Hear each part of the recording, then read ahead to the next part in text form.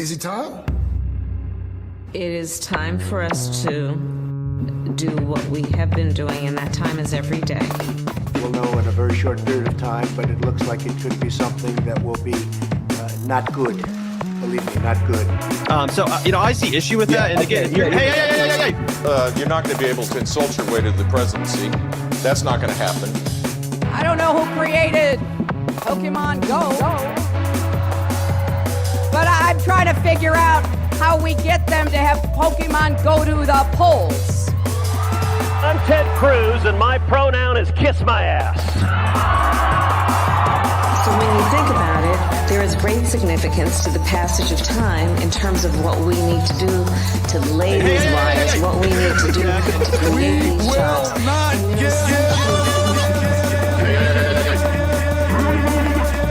America is a nation that can be defined in a single word.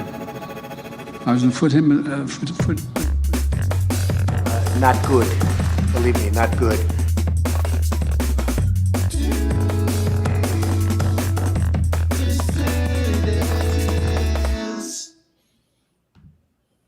Hello, everyone. A pleasant good evening, dissidents. Welcome one and all to the DueDissidence podcast. My name is Keaton Weiss here, of course, once again with Russell Dobular. Hello. Want to welcome you all to this stream tonight, 253 strong. That's what we like to see. We also have a pretty healthy crowd over there on Rumble. I have the Rumble chat open in another window, but we see you over there on Rumble. Thank you guys, of course, for watching, and Rockfin as well. So we have multiple platforms up and running tonight. We do take Rumble rants, which work just like Super Chats. I do have the chat open, so I will try my best to see all of them that come in, if any do come in. I just want to let you know, we do not plan on omitting any of those. I have an extra screen open, and we're at the point now where we may very well see if someone wants to volunteer to come and sort of hang out in the studio with us to sort of keep track of the different chats, because now we have all three of these platforms really kind of up and running. Thanks very much, by the way, to Craig Pasta Jardula, who joined us on Thursday for a stream where we did half the show on YouTube, and then the second half of the show, really the second 2/3 of the show, over on Rumble. That was a huge night for us because we are trying to build up those other platforms. And so if you're on Rumble, thank you so much for being there. And thank you, everybody, of course, for being here. But yeah, that was a huge night in the history of this project because we really feel a need to, as we mentioned last week, really build up these other platforms, since you never know what's going to happen here in Googlesville, right? Yeah, you don't. Okay, so hang on, that's the wrong one. You know, this is going by too fast. I mean, not that I mind you saying hello. Yeah. All right. So Creditsborn, I got you, man. I'm going to be covering that. But so we've seen on 2 shows in a row now, people thought that we blocked them or banned their comments. So let me be very clear about what will get you kicked out. We have a relatively open free speech policy. I know a lot of you have been kicked out of other people's chats like the fucking animals you are. But we are much. This is the most depraved and delusional audience on YouTube. We cultivate that. We cultivate on purpose. Bring it upon ourselves. We do. We ask for it. We ask for it. The apples don't fall far from the tree. Unless you're slurring people, you're throwing out slurs. Unless you're threatening people, and this standard is a little more vague. If you're like a legit fucking psycho, like if you're a legit psycho stalker, like obsessed with one of us, usually it's me for some reason. But if you're one of those people, or if you're just really disruptive, if you're just in there trolling, like every third comment is yours saying the same thing, yeah, I mean, then we'll ban you. But that's very rare.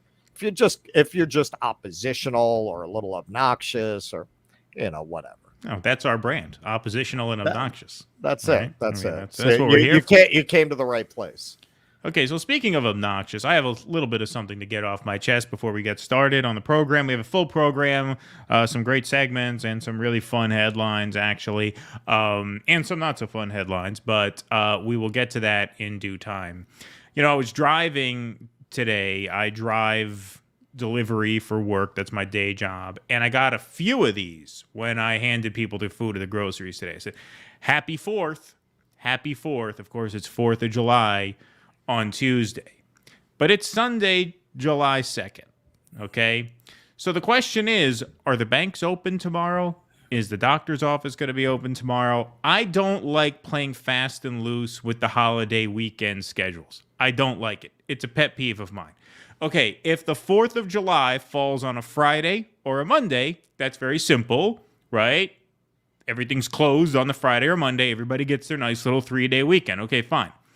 If it falls on a Saturday or Sunday, I don't love this, but I can tolerate taking off either that Friday or that Monday to give yourself a 3-day weekend. So if like the 4th falls on a Saturday, you would close things that Friday. If the 4th falls on a Sunday, you would close things the following Monday. Okay, fine.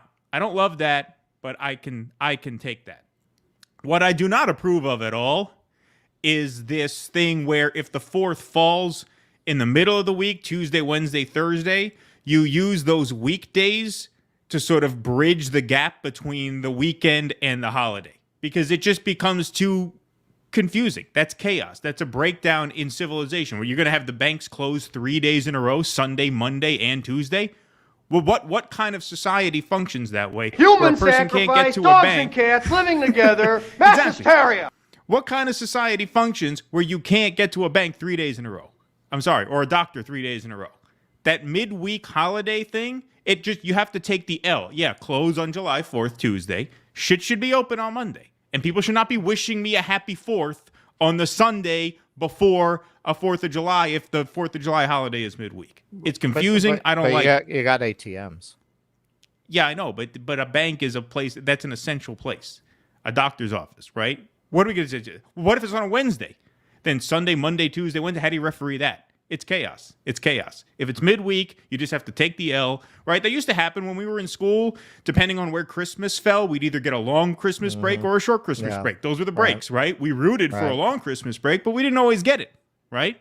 So you can't do this thing where you just extend the weekend through the holiday.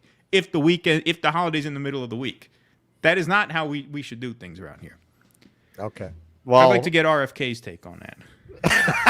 Or Cornell's take on that. Hang on, that's in. I think that's in the 6th chapter. Oh, is it? Oh yeah, no. It's gonna consult the manual. Oh my God! I swear to God, I just opened this too.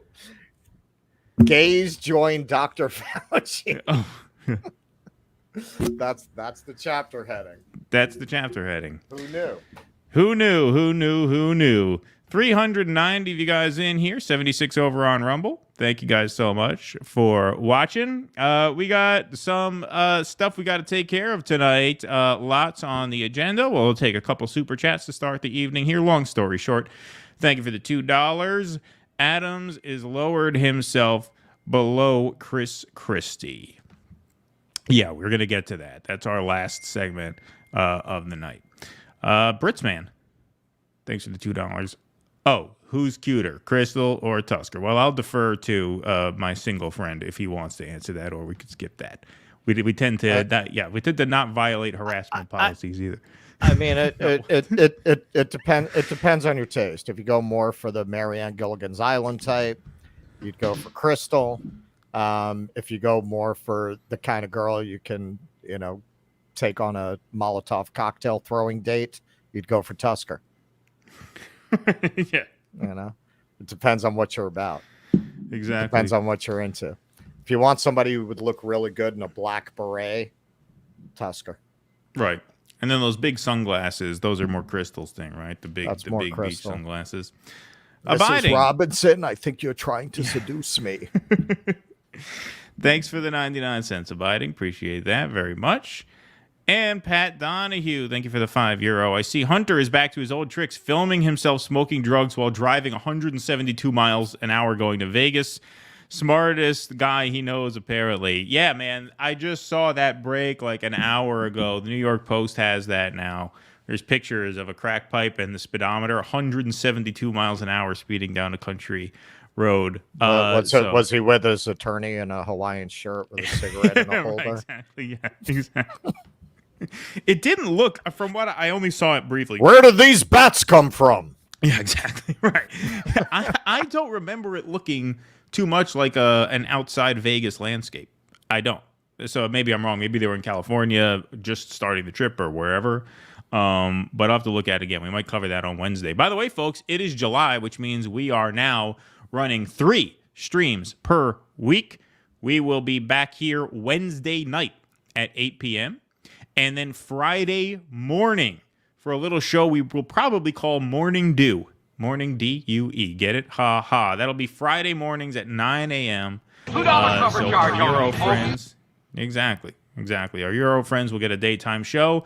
And you early risers can brew some coffee and join us at 9 a.m. in the morning or on your way to work or at work. Some of you guys might have some, office jobs where you don't really have to do any work, especially on Friday, right? They're loose, casual Friday. So, if you work an office job, I don't know how many of our fans work office jobs. That's kind of normie for our crowd. But if you're one of them, you could tune in Friday morning from work. We will be there. Buds, not bombs. We have a lot of new people since the last time I pulled it out. not that. I have an autographed copy of Fear and Loathing up here behind me, autographed by Hunter Thompson and Johnny Depp. Actually, yeah. Yep. You showed that. You showed that on the air, didn't you? Or did you never? Oh, what? But a long time ago. Long time ago. All right, folks. Let's get to some headlines, shall we? Donald Trump held a rally in Pickens County, South Carolina, which happens to be the home county of Lindsey Graham. And so he thought, why not bring the hometown hero up on the stage? How bad could it be? Well, apparently pretty bad. Well, it's also Pride Month. Yeah, that's true. Right? You can't snub him on Pride Month. That's true. That's true. So he brings Lindsey Graham up on the stage, and boy, did it not go well. Here's Lindsey Graham taking the podium.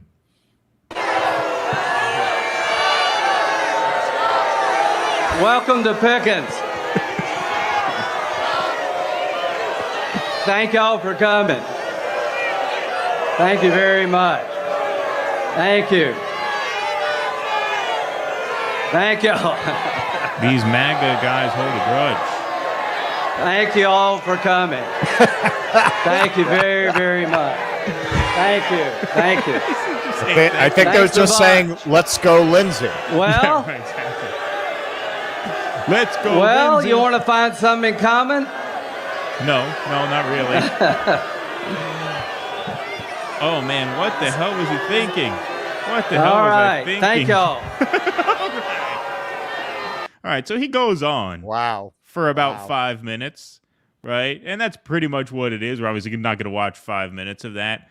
However, his sign-off, his end of speech, thank you very much, this is probably soundboard worthy. We're probably going to have to clip this for sound. It's right at the beginning, so be ready, folks.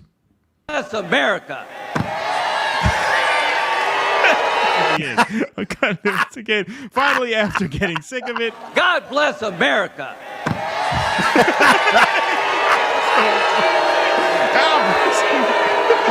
God darn it. It's the first time at a Republican campaign event the phrase God bless America has ever been said with the subtext, go fuck your mother. Like, God bless America. Slam storms off. Let's watch that one more time. And by the way, just so YouTube understands, whatever that ad is for whatever guy is peddling, we do not endorse that as any kind of medicinal remedy whatsoever. That just happens to be on the screen. The vaccine is safe and effective. Exactly. Whatever that is, we don't know. God bless America. And then they blew him louder as he walks off. Wow. Not an impressive showing for Senator Graham down there in his home county. That is where he grew up in South Carolina. So it's not just his home state, but he's a hometown hero. Yeah, exactly. They know him best. Maybe they watched Max Blumenthal's speech at the UN and they were upset. I don't think they needed that speech. That's what's crazy about the times we live in. Right. The people you have to persuade are the Democratic voters. Right. That's a bad idea. These people are already there. Yeah, they're already there. They already know. They wouldn't need to know from there. But, Lindsey Graham tried to have it both ways. He's a guy who, started out a massive Trump critic, pretty much a never Trumper. I mean, early in the 2016 primary, he was out there saying that if Trump is the nominee, we have to let our love of country overcome our hatred for, whoever the Democrats nominate, Bernie, obviously, or Hillary Clinton, who he assumed will be the nominee. Our hatred of Hillary Clinton must take a backseat to our love of country. Therefore, we can't support Trump. And then he folded, and, he's been pretty sycophantic of late, but can't buy his way back into the fold. Of late, like pretty much since Trump wrapped up that nomination. Yeah, exactly. So he did try an about face, but not buying it down there in Magaville. That was pretty brutal. I mean, it was 6 minutes of just continuous booze. Well, because he has always tried to have it both ways, because he is this very establishment Republican who will cheerlead the Ukraine war, and they're not about that. They're not about that. The people who are about that are in the other party. He should become a Democrat. Like what would he really have to change to become a Democrat? Right. Not much. Right, exactly. Not much. Abortion. Tim Kaine's pro-life. Yeah, I mean, he got picked as a VP. You know, the thing about Graham is he's been a really vicious partisan in all the Supreme Court fights. Not like most of the Republicans haven't. They all pretty much have, except, you know, Murkowski basically is the only one. Even Collins, you know, falls in line. But, you know, he's been a headline grabber in a lot of those fights. Very vocally defensive of Kavanaugh, you know. So, you know, really tried to get his way back on their good side, but could never quite sell it. Maybe there is something about him that they suspect that is just a bridge too far for them, if you know what I mean. Maybe. Could be. I mean, I don't condone it. I don't condone it. But no. It might be. Maybe. You know, it might be. I don't think that's necessary, though. They went at. I mean, I'm joking. They went after God. Who was the Speaker of the House? Who was kind of funny when he quit. He was happy as a lark. He was John Boehner. John Boehner. Right. Like John Boehner was a lefty to these fucking people. Yeah, exactly. Yeah. Right. So. Yeah, he was a rhino. And when he quit, you know, he was the one who said Ted Cruz is the most miserable son of a bitch I've ever met in my life. Right. He quit and just started drinking wine and smoking cigarettes. That's the thing. He would just brag. Yeah, I mean, you kind of had to have a grudging affection for that guy. You know? It was just like, screw you guys, I'm going home. According to, you know, insiders, Obama and Boehner actually got along very well, like as people. There was no personal animosity there, even though Boehner was a real stubborn fuck because he had to be, you know, in terms of blocking everything Obama wanted to do. Obama didn't have any personal animosity for John Boehner. Interesting. Those are simpler times, obviously. Those are more innocent era, the sort of pre-collapse, sort of calm before the storm. Well, it was kind of the end of any facsimile of civility between the parties. Right. Like John Boehner was like a ghost of an echo of a shadow of Tip O'Neill. Right. Yeah, exactly. But I mean, just a bare minimum right. of like not, you know, publicly demanding his imprisonment. Yeah, right. Exactly. You know, that passed for civility by the time you get to Obama. Exactly.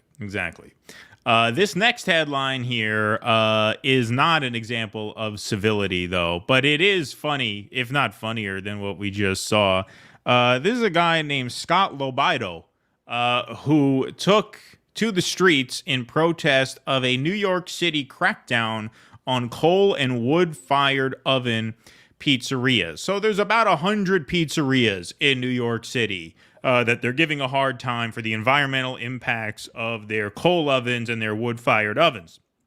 And as a New York City tour guide, I could tell you that coal ovens have actually been outlawed in New York City for quite some time. I forget when the exact year was that they implemented that law, but the old coal oven pizzerias, you know, the sort of the real old world Neapolitan style pizzerias that were open before that ban went into effect were sort of grandfathered in. Lombardi's is the sort of most famous example of that. That's the oldest continually running pizzeria in the country, opened in 1905. Well, it was the first. Yeah. It was literally the first dedicated pizzeria in the country. Yeah. And it's and it's still open. You hear that, Kit? Yeah. The first. Here in New York. Before it made its way out to the western frontier of Chicago, Illinois. Where they misinterpreted pizza pie as a literal phrase. Right. Yeah, exactly. But, you know, a lot of Italians and a lot of New Yorkers not too happy with this crackdown on old world pizza, and Scott Lobido is no exception. He calls himself an artist, activist, sort of an influencer, if you will, on social media, and he raised his profile quite a bit with this latest stunt outside of City Hall. Let's take a look. Let's go to Scott Lobido.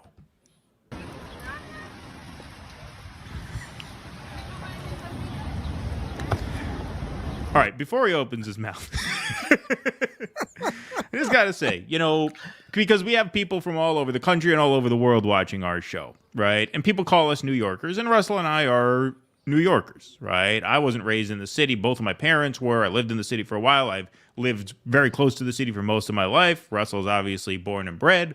But there's, sometimes people ask, okay, what is the quintessential New Yorker? When you think of a New Yorker, this guy is this guy. That's exactly what I thought when I saw it. I said, this is the last of the Mohicans. This guy. This guy. Exactly. And look, when I make a lot of references to where I grew up and how Donald Trump sounds like a guy from my neighborhood, this is where I grew up. Right. Exactly. This guy. This is. That's it. Because New Yorker means a lot of things now, right? There are the progressive, sort of young, hipster places. There's the Wall Street area with the yuppies. There always were. But when New Yorkers talk about New Yorkers, this is really kind of who we're talking about. And this is also part of when you hear some of what's going to come out of his mouth that has nothing to do with pizza.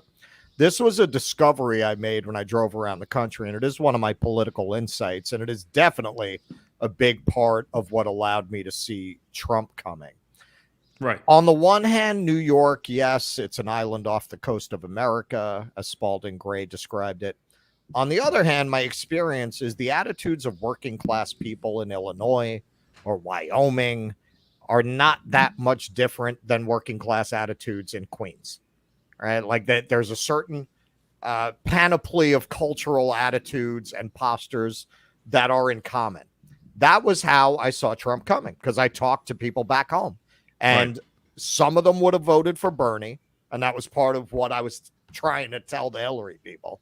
Like, look, man, if you nominate her, Trump's going to be the president, because I knew people who would have voted for Bernie.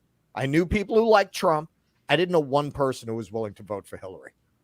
Right. Because this is the guy. This is the guy. And this guy's never voting for Hillary. No. let's toss now to Scott Lobito. Oh, God. Pizzas for the mayor. Oh, my God.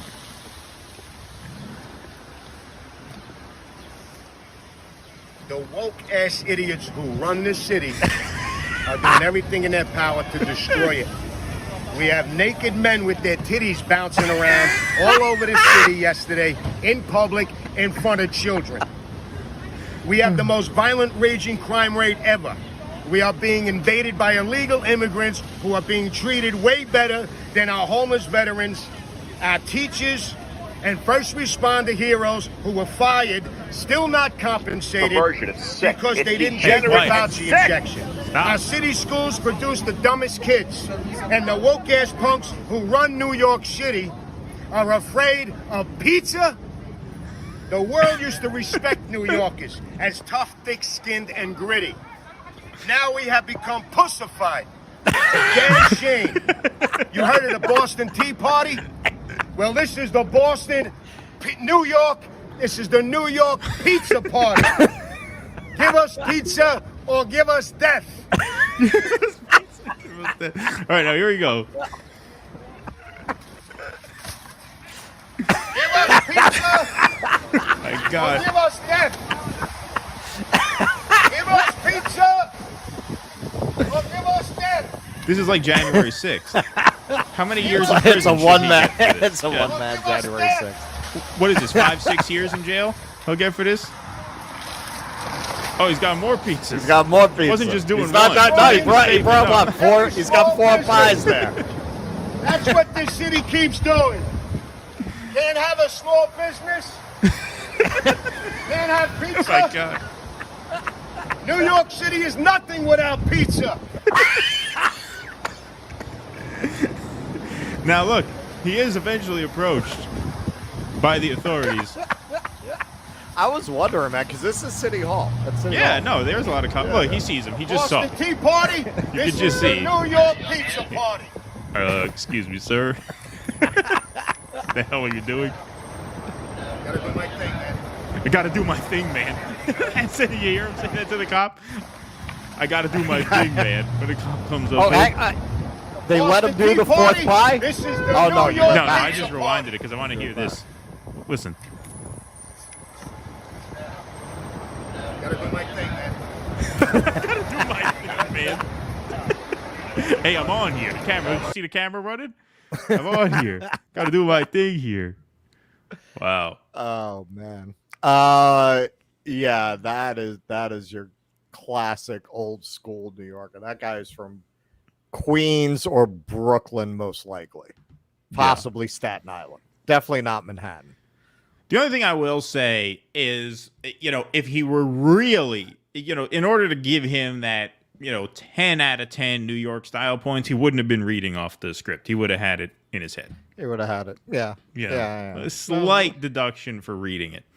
Maybe 1 point out of 10 though, because that's easily a 9. Oh, if that guy doesn't get a 9, who does? That guy doesn't get it. Yeah, no, exactly. Can't be too harsh. Can't be too harsh a grader. Absolutely not. So Kit, shut the fuck up about Chicago pizza, right? Because you ain't gonna get nobody in Chicago who's gonna do that over city ordinances about pizza. You throw your shoulder out. You throw your arm out. That's true. It's too hard. Too heavy. Fall back on you. Third-degree burns from that shit. It would just fall right back on your face. Exactly. In terms of the actual theoretical subject of the protest, he had a lot more in his mind than a pizza. But I mean, this is what's so stupid. This is part of what drives people crazy about these environmental posturing from elites. It's not that from our perspective, there's nothing legitimate about climate change, but you're going to break balls of what they admit is no more than 100 pizzerias that use these ovens. And meanwhile, these guys are flying to Davos to lecture everybody about the environment. Why don't you cut back on the driving that the city government does? Right. Exactly. That's gonna. What is 100 pizzerias doing to the environment? Honestly, like this makes. Of course. This is where I can see where libertarians are coming from, because there is this compulsion with government to expand its territory and to expand its regulations and to expand its laws. There is definitely this self-perpetuating instinct among government officials. Like, otherwise, if you're not writing laws to break people's balls, what are you doing there? Like, what happens if things are kind of running okay, right? They don't stop, right? They don't stop writing laws. So are all these laws necessary that they write? No. Listen, it's fucking insane to crack down on 100 pizzerias, because you're right. What is the environmental impact of 100 pizzerias in New York City? It's nothing. It's just a virtue signal. Why don't you refuse to allow private jets to land? Right, exactly.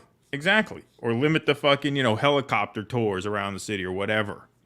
Convert, half the police cars to hybrids, whatever. Right? You're gonna make an issue out of 100 pizzerias. It will do little to nothing, actually, like effectively zero to combat environmental decay. But it becomes an existential issue for these pizzerias who now all of a sudden, what do they do? Right? Especially these institutions like Grimaldi's, Lombardi's, which, that's their thing, is the coal oven. That was my whole spiel. When I would give a pizza tour, when I give a food tour, we go to Lombardi's, I had a whole, now I don't remember. It's been almost 10 years since I've given one of these fucking things. But that was my whole thing about the coal oven, and it goes back to Naples. It's the whole charm of the place, right? And so what? You're going to force them to alter their brand in such a way with no real environmental payoff. The other thing that's really interesting about this is that I remember it was either late 2021 or early 2022. Governor of New York, Kathy Hochul, went on this big push to get people back in the office, right? Because the lockdowns had been lifted, but a lot of companies had switched to a lot of work from home because it was cheaper. They saved on rent and real estate and all this. And she made this big deal. No, we need everybody to come back, right? Now, obviously, I'm not saying we lock down again, and keep people out of the office. But what about incentivizing like 1 or 2 days a week of work from home?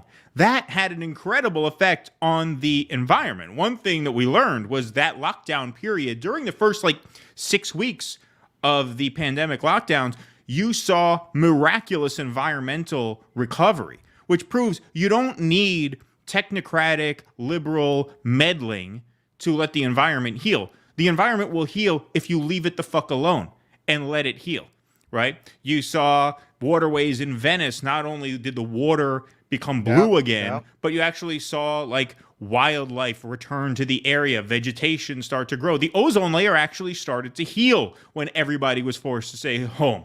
Now, obviously, we don't force people to stay home, but you know the environmental impact of having people take it easy. So why is Kathy Hochul hustling to get people back to work? Answer, real estate lobby, right? Real estate value is going down. But now you're going to bust the balls of these pizzerias. Not only would the environment benefit from a 4-day commuter week, right? Could still be a 5-day work week. Incentivize, don't mandate it, obviously, but incentivize, come up with a tax thing or whatever, make it worth their while. So we know that works. Like, that's something you could actually do that would not only help the environment, but I would argue it would increase quality of life to a certain extent. Traffic would be less, right? Air quality would be better. It would require some sort of mutual sacrifice because, restaurants wouldn't make quite as much, right? They would take in less in tolls and things like that. But if you want to talk about, okay, we're going to encourage a sort of mutual sort of collective sacrifice for the sake of the environment, why not do that? Well, why not do that? Because the real estate lobby buys a lot more political power than Lombardi's Pizza. That's why. Well, no, I was not planning on sharing this tonight, but I happen to have this open. You want to know why they want people back in the office? Why is that? These are photos of the New York subway in the 70s. That's why. They can't afford the subway without these people in the city. I think subway revenues are still down 40%. This is what New York looked like when I was a child. Yeah, that's the 70s and 80s era subway cars, yeah. Yeah, New York is not going to be able to afford the subway system. They were already out of money on the subway, but they got all this federal money after COVID. If these people don't come back to the office, we're going back to the old days. Although I don't know if we have graffiti artists in New York who are going to be quite as interesting and creative as those were back in those days. Indeed.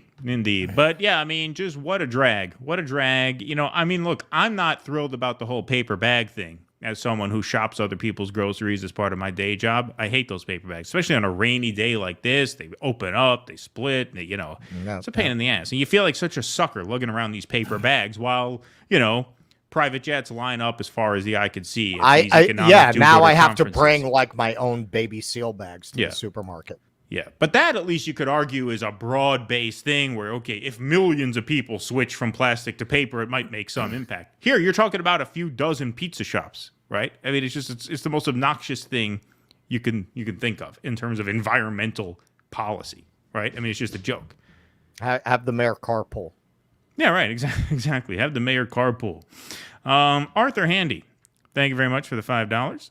What was that last bumper song just before the program intro started? I forget what the name of that last tune is on this soundtrack, although after the stream ends, it takes a little while, but YouTube will actually put in the description of the video, it'll actually populate it with the song title and the artist, because that's from their creator library. Can I so it'll appear in the description after the stream. Can I answer one non-super chat? Because Sure. this is kind of related to what we're talking about. Okay, it's very weird post-COVID. They basically stopped enforcing turnstile hopping. So public transit is almost free for people who don't want to pay for it at this point. It used to be they were so on top of that. One time my card didn't work. I wasn't even trying to hop the turnstile. I had to get somewhere. I had an unlimited card. The cops came out from behind a door as soon as I went through. They were hidden behind the door. Now, no. And the buses that you have to get a ticket for, everyone just goes in the back door and nobody checks. So it's kind of free now for people who need it to be, honestly. Well, not technically, though. Not technically, but in reality it is. Good to know. Max did awesome to the max, if you will. Yes, Max was great at the UN. We're going to get to that a little bit later. Thank you for the donation. We appreciate that very much.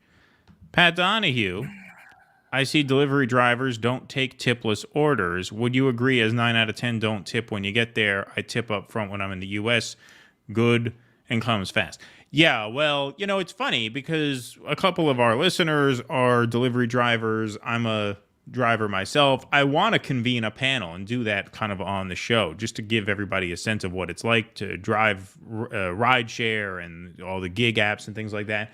And also it could be a pretty instructive thing. We can brainstorm, and people who do that for a living could hopefully watch it and get some tips out of it. See how to, do as well as you can on the platform. But what we see as drivers is we don't necessarily see the tip amount, but we see what's involved in the order, where the restaurant is, where the house is that you have to drop it off to, how many miles we'll be driving, and our guaranteed minimum pay for that order. And so you're right, Patrick. Almost never is there an additional tip on top of that. But what we see in the offer, in the dollar amount, is the base fare plus a tip.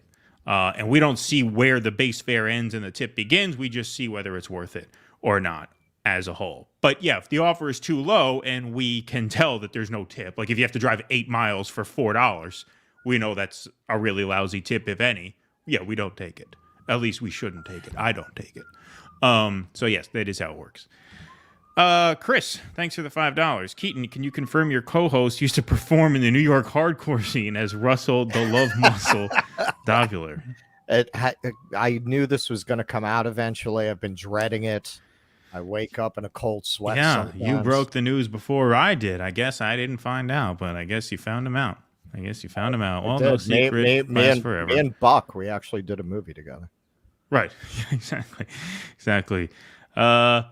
Better. Trump should have brought Lindsay Lohan. Yeah, that would have gone over better. Lindsay Lohan would have gone better off than Lindsey Graham down even in his hometown there, down in South Carolina. Roger Meadows says it broke my heart to see him throw away good pizza. Yeah, you shouldn't waste that much food. I mean, I guess he bought it. They made it for him. You know what I mean? I think he took it from someone who would have eaten it. But yeah, I thought one pie would have gotten the message. You didn't need 4 pies. It was a little over the top. We take it for granted, but that was insensitive because outside of New York, that's like everyone else is in a desert and you're pouring water on camera onto the ground, right? Right, exactly. They got nothing out there. They got fucking Pizza Hut, Papa John's, you know. Yeah. We've got this pizza hoard, and he's just throwing it away. Indeed. And, 4 pies was over the top. He could have made his point with just 1. That'll probably come up at his sentencing hearing. The judge will say, listen, if it was 1 pie, we could have given you some probation. We let it slide. We let it slide. But you 4 pies? You throw 4 fucking pies over the fence. What the fuck's wrong with you? What's wrong with you? Don't you see homeless people out there? You got fucking people who are hungry. Yeah, exactly. Yeah, so, that was a little over the top, but, a good gesture on a whole. All right, folks, so we did 2 kind of fun headlines here. Now we will go to a little bit of a more serious piece, which is the Supreme Court ruling on affirmative action that came down this week. That was one of a few conservative rulings that came down this week here, but as we could see here, NPR, with the story, Supreme Court guts affirmative action, effectively ending race-conscious admission. Supreme Court guts affirmative action in a historic decision. The U.S. Supreme Court on Thursday effectively ended race-conscious admission programs at colleges and universities across the country. In a decision divided along ideological lines, the 6-justice conservative supermajority invalidated admissions programs at Harvard and the University of North Carolina. The court case was the Students for Fair Admissions Incorporated versus the president and fellows of Harvard College. This is what Chief Justice Roberts wrote in the majority opinion.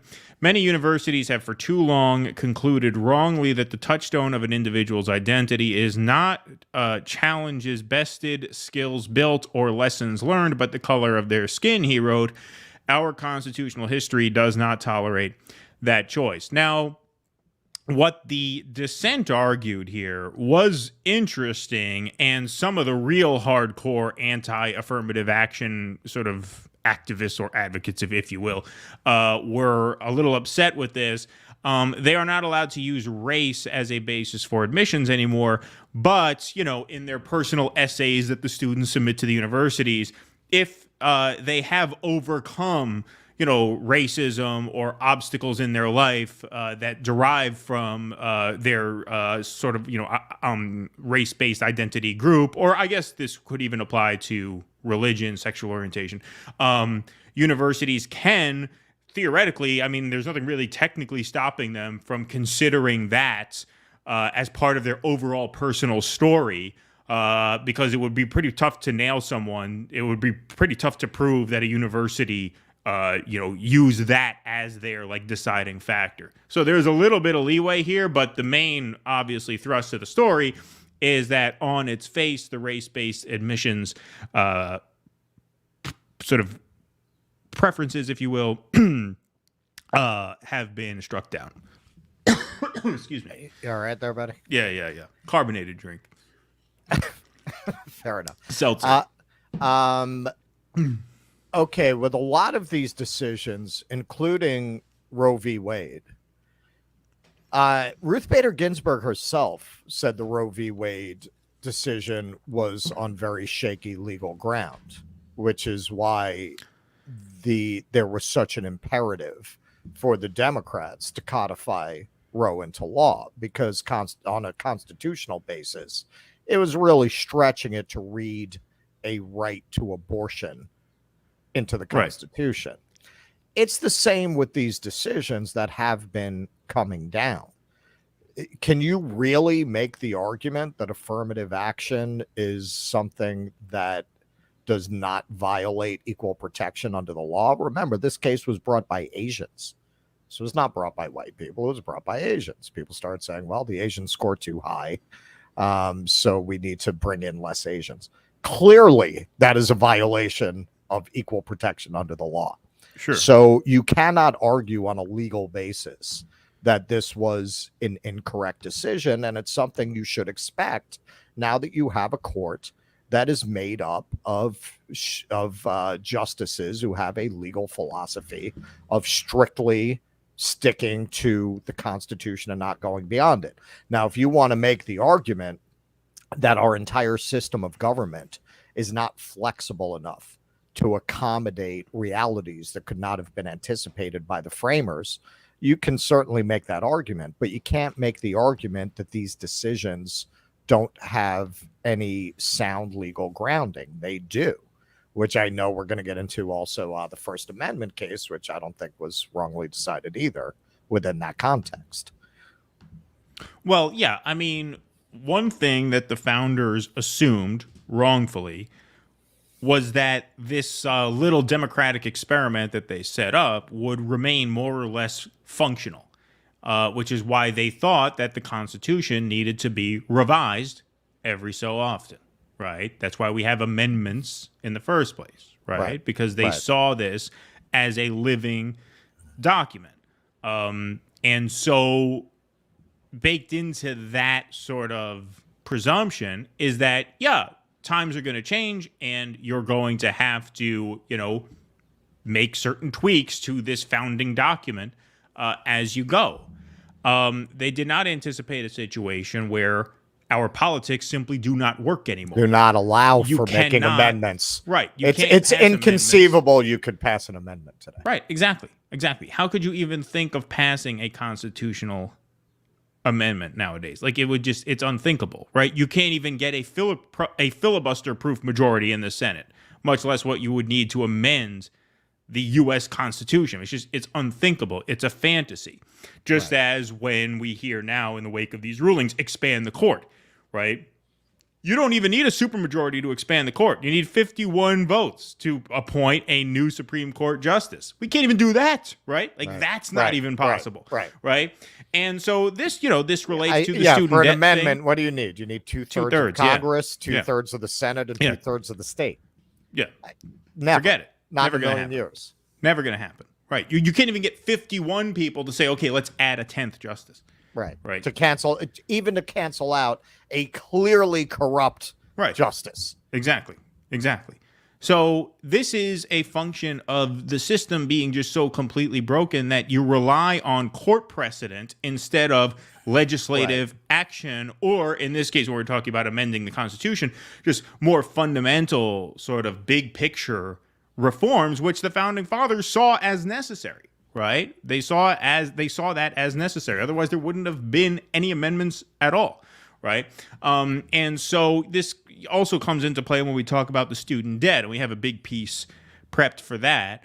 But, we find ourselves now relying on judicial precedent and executive orders to pass anything meaningful, and nothing meaningful is sustainable using those tactics. Right. That's not how the system was set up to function. And ultimately, this is something that liberals and, the general whole confluence of the left have to come to terms with.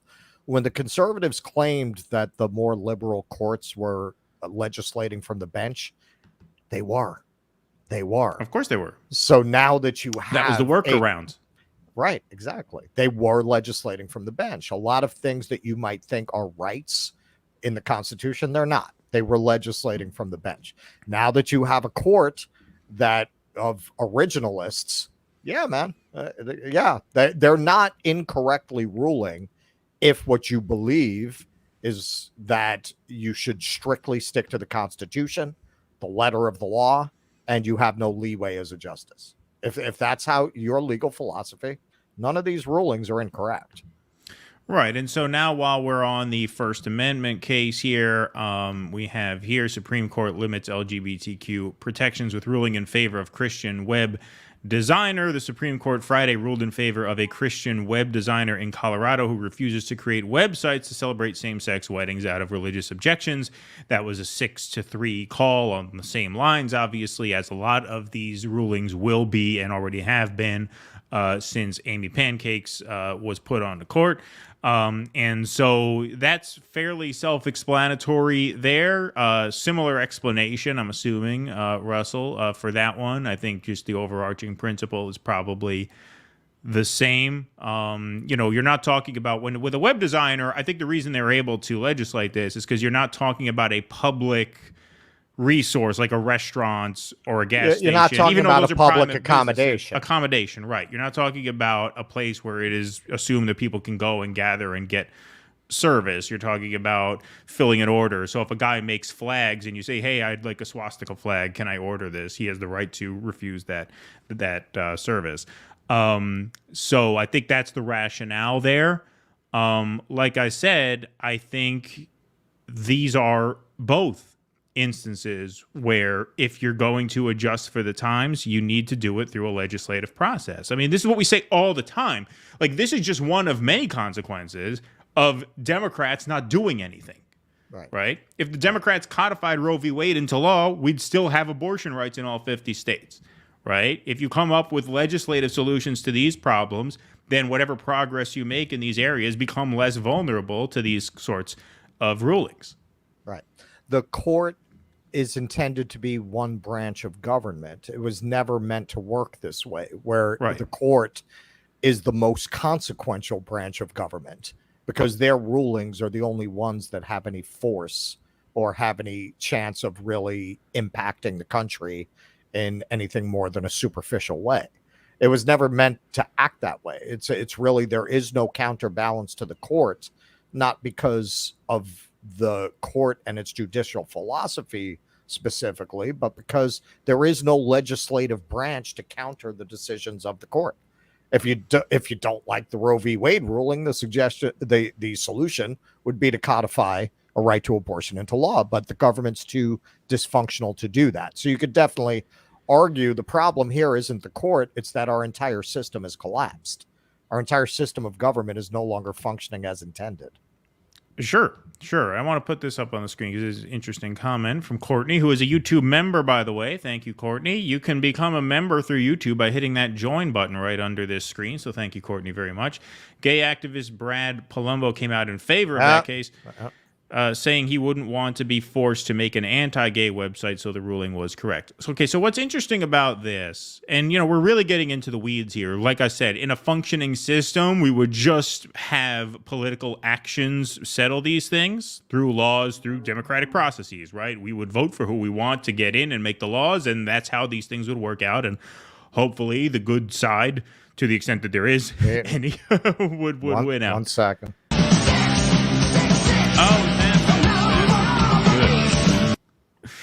Excellent. Up Go to on, 668. go on. All right, go on. The interesting thing about this, and so like in the example I used, right, where somebody orders a Nazi flag, or somebody like in the example that you cited from this take, where somebody doesn't want to be forced to make an anti-gay website, right? In the case of like putting a Nazi flag up on your house or creating an anti-gay website, those are overt political sort of expressions, right? Right. Now, is a gay wedding a political expression?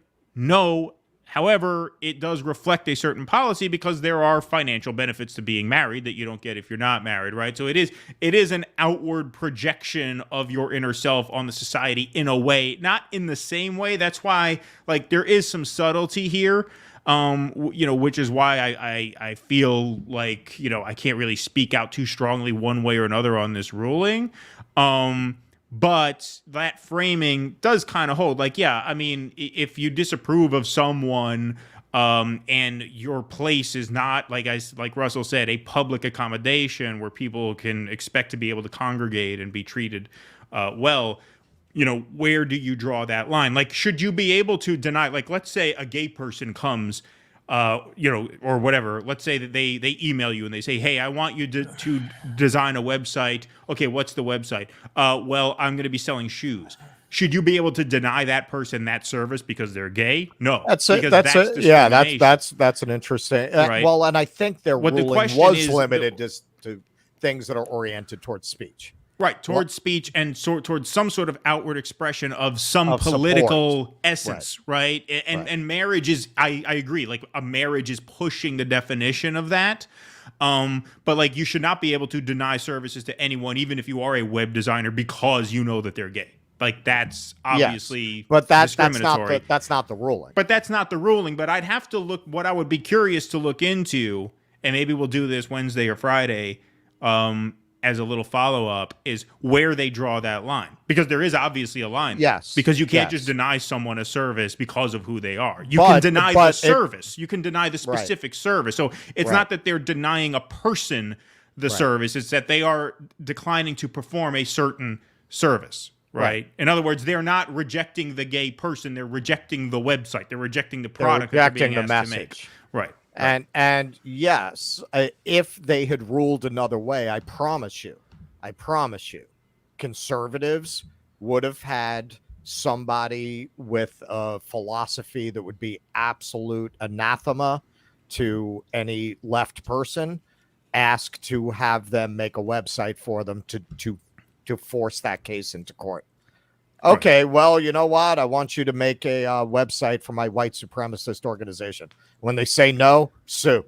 Right, and that forces that conversation that I was talking about. Like, where do you draw the line on what is a political expression or what is not? Like, where does speech end and just, a sort of transaction without any political or speech implications begin?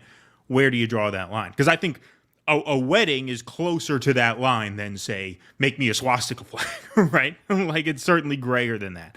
But it'll be interesting to see, like, where does that line actually exist? Because that will really inform the scope of the ruling and how it's enforced and how it's challenged, right? Sure. And I must say, as anyone who follows me on Twitter knows, I made this point. One of the biggest cases of this was about a gay baker, right? About baking a cake for a gay wedding.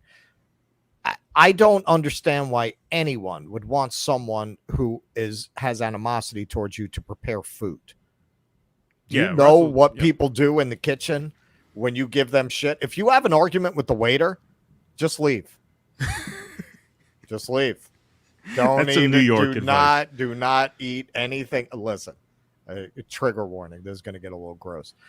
In the supermarket by my house, they used to have the special potato salad that they jerked off. If they didn't like a customer, that was the potato salad they got. So that put in my head from a very early age, don't mess with people who serve you food. If you have a beef with someone who's serving you food, just leave. And morally, as well. You don't have the power in that situation. They do, because they're handing you food. You do. They can do anything to that food. they do have the power in terms of the product they give you. You have the power in terms of who you give your business to, right? So if you have to force an asshole to bake you a cake, then just go to someone who's more willing, someone who no idea deserves the money more. How many loogies they're gonna hock into that cake. Yeah, right. All righty. So that's what we got in terms of our main headlines. We are going to start our main segments pretty soon, but Russell has a little piece that he wants to do for you guys. So Russell, do you have that ready? Which one? Indiana Jones, right? That's up next. You want I to talk about sure. your Indiana So Jones? we got a couple of things. All right. So well, that leads into the other one. That leads into the other thing. All right. So let me pull this up. All right. So poor Indiana Jones and the Rape of IP has opened at the box office, and it is not doing well. Indiana Jones and the Box Office of Doom. So $60 million is a freaking disaster. To put that in context, Indiana Jones and the Crystal Skull, which opened, I believe that's 15 years now. That opened at 100 million, and that's not adjusted for inflation. That opened at 100 million. Apparently, nobody wants to see Indiana Jones degraded by yet another in the series of Kathleen Kennedy's brunette British women. Disney Lucasfilms Indiana Jones and the Dial of Destiny is looking to hit the bottom rung of its tracking projection of 60 million Sunday morning. There's no question this is a disastrous result for the finale to a historically beloved franchise film. Indiana Jones is one of the reasons why Disney shelled out $4 billion for Lucasfilm. Global start here at 130 million is 10 million less than what we were seeing. The fan-loathed Indiana Jones and the Crystal Skull had a 272.1 million global start, unadjusted for inflation. A few things to stomach. Not only did Star Wars bomb Solo open higher than Dial of Destiny with 84.4 million 3-day, 103 million 4-day, but so did Paramount's seventh-quel Transformers Rise of the Beasts. So to put this in financial context, it's leaked. Disney doesn't like to reveal their budgets, but this leaked out. Apparently, they spent $295 million on this. So, rule of thumb, marketing is going to be at least 150 million. And then when a movie plays in a movie theater, that's not charity. Usually they're taking about 50% of the box office. So this would need to hit about $900 million to break even, which it's clearly not going to do. Not good. Not good. Believe me, not good. This is on the heels of Disney's Elementals animated movie out of Pixar bombing. This is in addition to The Little Mermaid grossly underperforming, largely because of overseas box office, to be fair. Yeah, it did pretty well here. And then Warner Brothers, The Flash dropped in its third weekend to 8th at the box office. So you definitely got a little superhero fatigue there. But there is a rumor that has exploded, and I will get into this a little more on Wednesday. I want to do a more extended Disney watch sequence. Kathleen Kennedy, who had basically been the assistant to Steven Spielberg, she worked her way up from an assistant producer on movies like E.T., and she did all of the Jurassic Park films, and she was on Temple of Doom of the Indiana Jones movies, I believe. I don't think she was on the other two. They made her president of Lucasfilm when Disney bought it, and a lot of people blame her for driving it into the ground with identity politics and self-insert characters. If you look at what she did here with Indiana Jones, it's very similar to the trajectory of the Star Wars trilogy, where basically these older legacy characters like Luke and Han Solo get humiliated, deconstructed, and shown up by a brunette British woman. This seems to be the running theme. We need brunette British women to put these aging heroes in their place. So Steven Spielberg, many people feel, was making a statement on his feelings, and probably George Lucas's feelings, about what Kathleen Kennedy has done with their legacy by dissing her at a premiere of Indiana Jones. So we'll take a look at that. I think there are three indispensable people without whom none of us would be here tonight, and that starts with the person who created Indiana Jones, George Lucas. The person who is Indiana Jones, Harrison Ford. Wait for it. Whose is the glue to all five of these films that gave us all of our rhythm and all of our melody, the great maestro, John Williams. And you can see Kathleen, that's the only one she doesn't clap for. So, yeah. That was Steven Spielberg is one of our people, and that was some classic Jewish passive-aggressive behavior there. Spielberg did not direct the movie, by the way. He's probably listed as a producer. It was actually directed by James Mangold. It's directed by James Mangold. And look, Crystal Skull was nothing to write home about either. But even the critics who tend to kiss Disney's ass for access are trashing this. Like, even the usual suspects who will pump up this kind of movie are trashing it. So it looks like it's pretty bad. It looks like it's yet another sad end to one of these characters. But what's really alarming for Disney is they're out of IPs to piss on. This was it. Indiana Jones was the last legacy character they had to destroy. They destroyed Star Wars. That's done. They've destroyed Pixar. They've destroyed this Toy Story franchise. And now they've destroyed Indiana Jones. They're out of stuff to destroy. So my prediction that Disney stock would hit the 50s this year is looking pretty good. That was my prediction in our New Year's wrap-up. You know what was really good? This came out a while ago by now, but you might like this. It was actually very good. The John Favreau live-action Jungle Book remake. Oh, was it? Well, John Favreau. That was really well done. Well, he did The Lion King after that because the Jungle Book did well, and that was not nearly as good. That was okay. My kids like that one. But the Jungle Book, the live-action Jungle Book, is actually great. It was actually really, really well done. Visually, really, really good. And yeah, I did dig that one. Visual effects were outstanding too. Won the Oscar for that. So there's some news in blockbuster film, but in good news, we will be a little bit woke here and say that it is good news that there's finally some minority representation in the Superman franchise. Correct? Finally, the first Jew ever to be cast as Superman, which is entirely appropriate because in many ways Superman was a Jewish-inspired character. This is David Cornsweet. Is that how you say his name? David Cornsweet? I don't know. Heard of that. Hang on a second.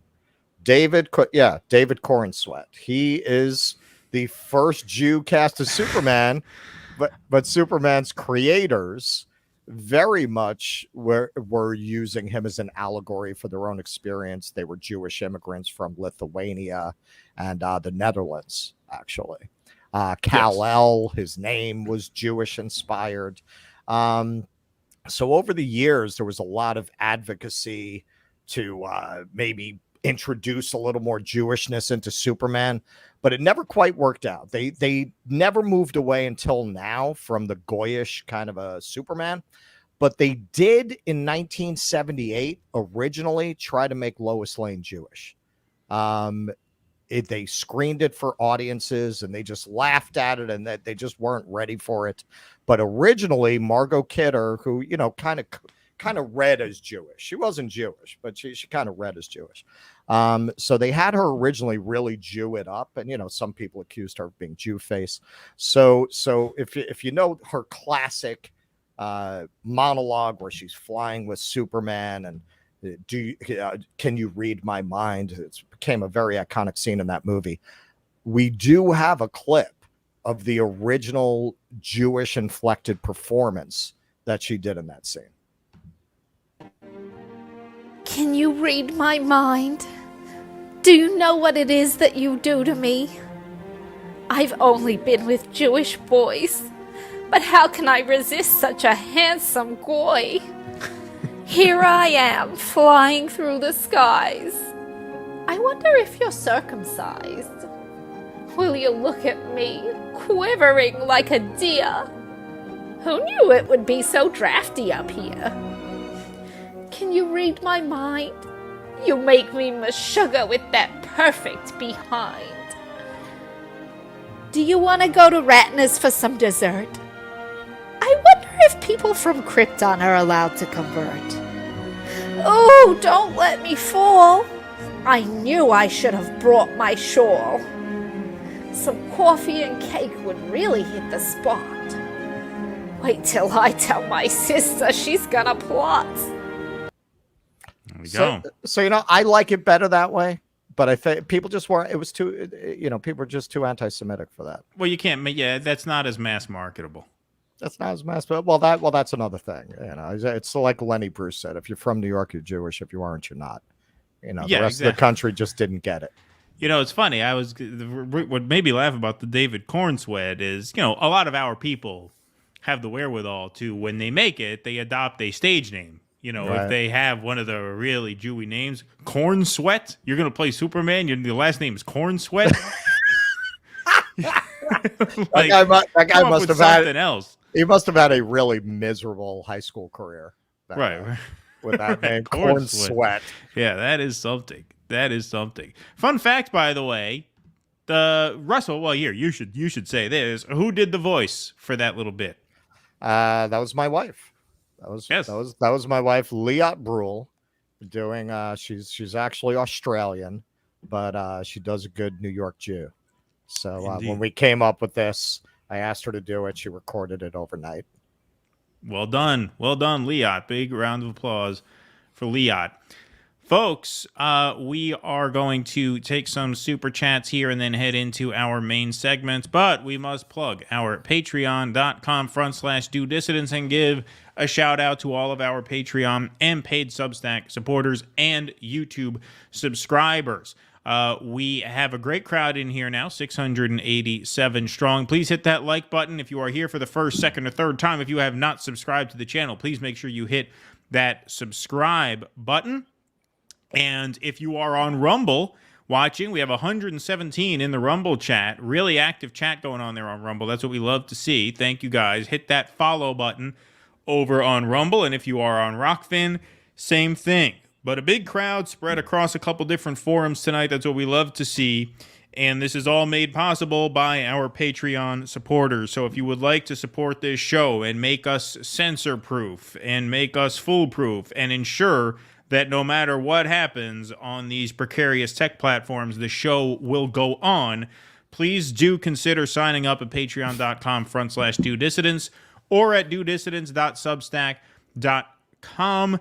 Patrons and paid Substack subscribers get call-in access to these live streams, as well as access to supporter-exclusive streams, which are unlisted private shows over on Rumble. We do 2 of those a month. We did one just a couple days ago on Friday. It was a lot of fun.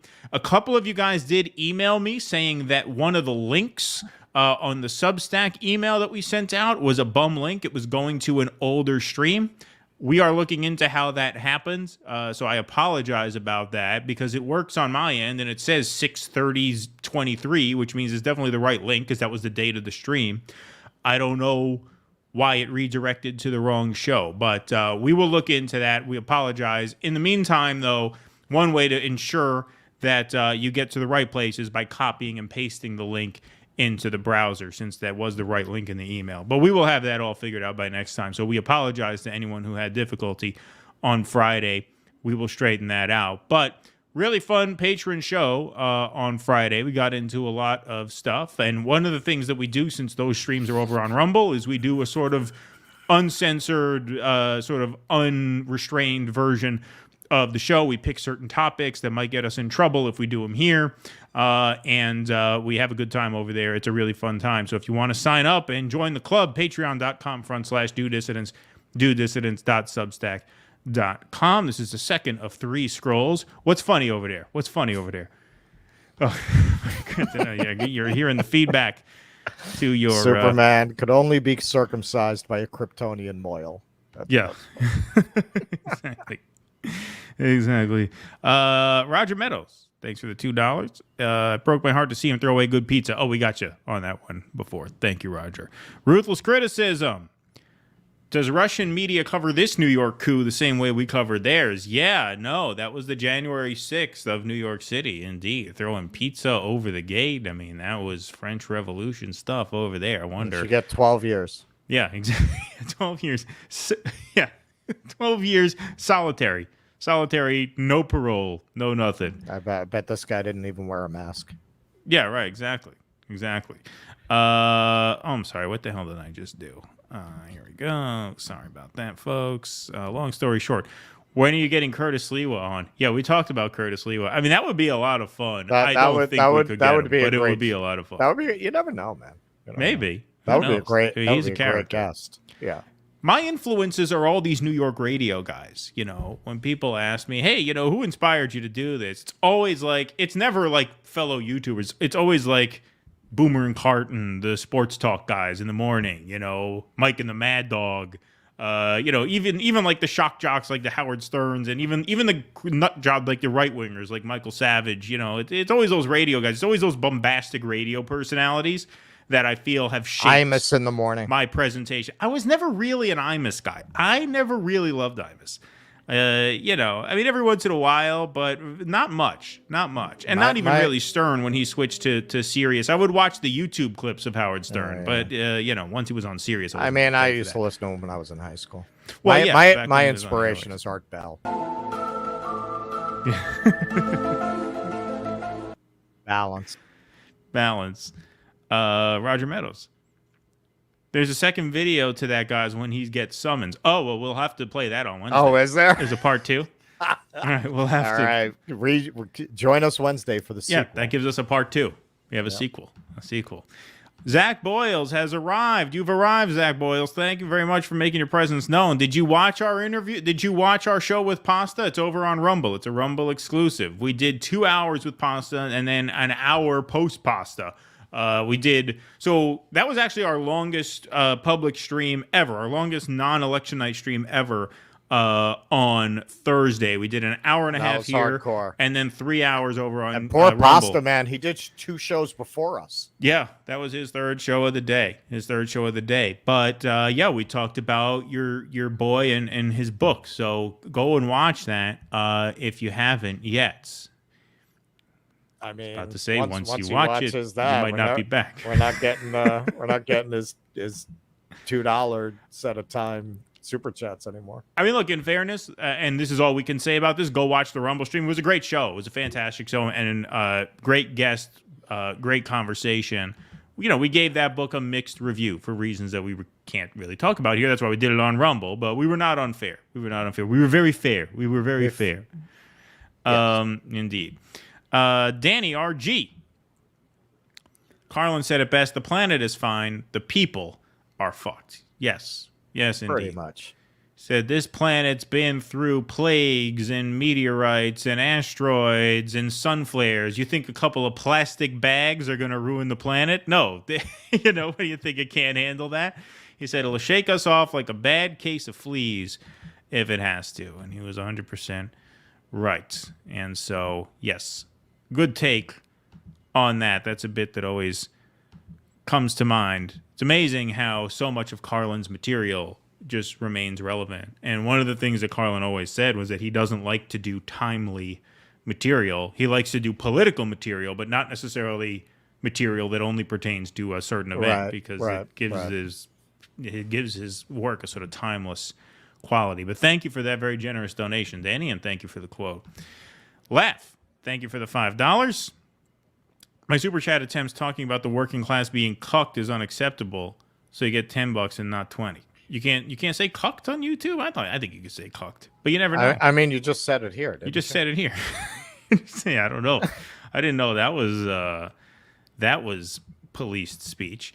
By the way, folks, we will read your Rumble rants on the show if you want to contribute. Tip jar is out over there. It really helps a lot. We can't put them on the screen here, but I can certainly read them and give credit where it's due. Thank you guys all very much for your donations this evening. The super chats are super helpful. They really help keep us going here. Affirmative action based on socioeconomic status would not trigger strict scrutiny as it is not immutable characteristic. Liberals aren't into that anyway. Yeah, we could even talk about that a little bit. Maybe we could do a deeper dive on Wednesday because we were actually going to get into that when we did the segment. We just kind of blew past it. But yeah, there's actually a graphic that Robert Penner, friend and fan of the show, sent us that shows like 70% of admissions to Harvard are from the top 15% of income earners.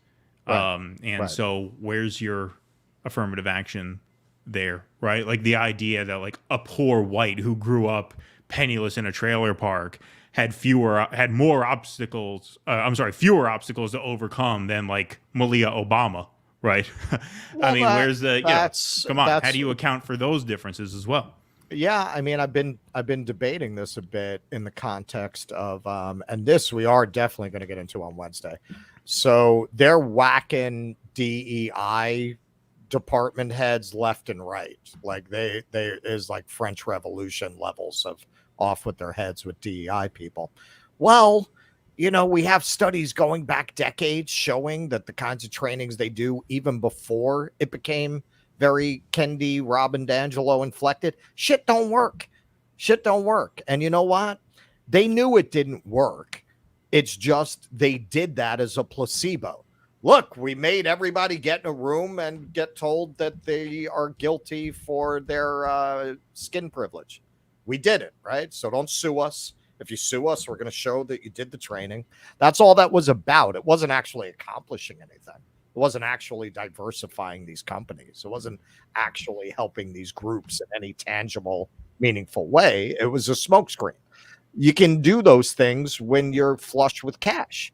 Now that these companies are starting to become very economically challenged, the money's drying up, the easy credit isn't there anymore. They're looking to trim the fat. Who are you going to fire?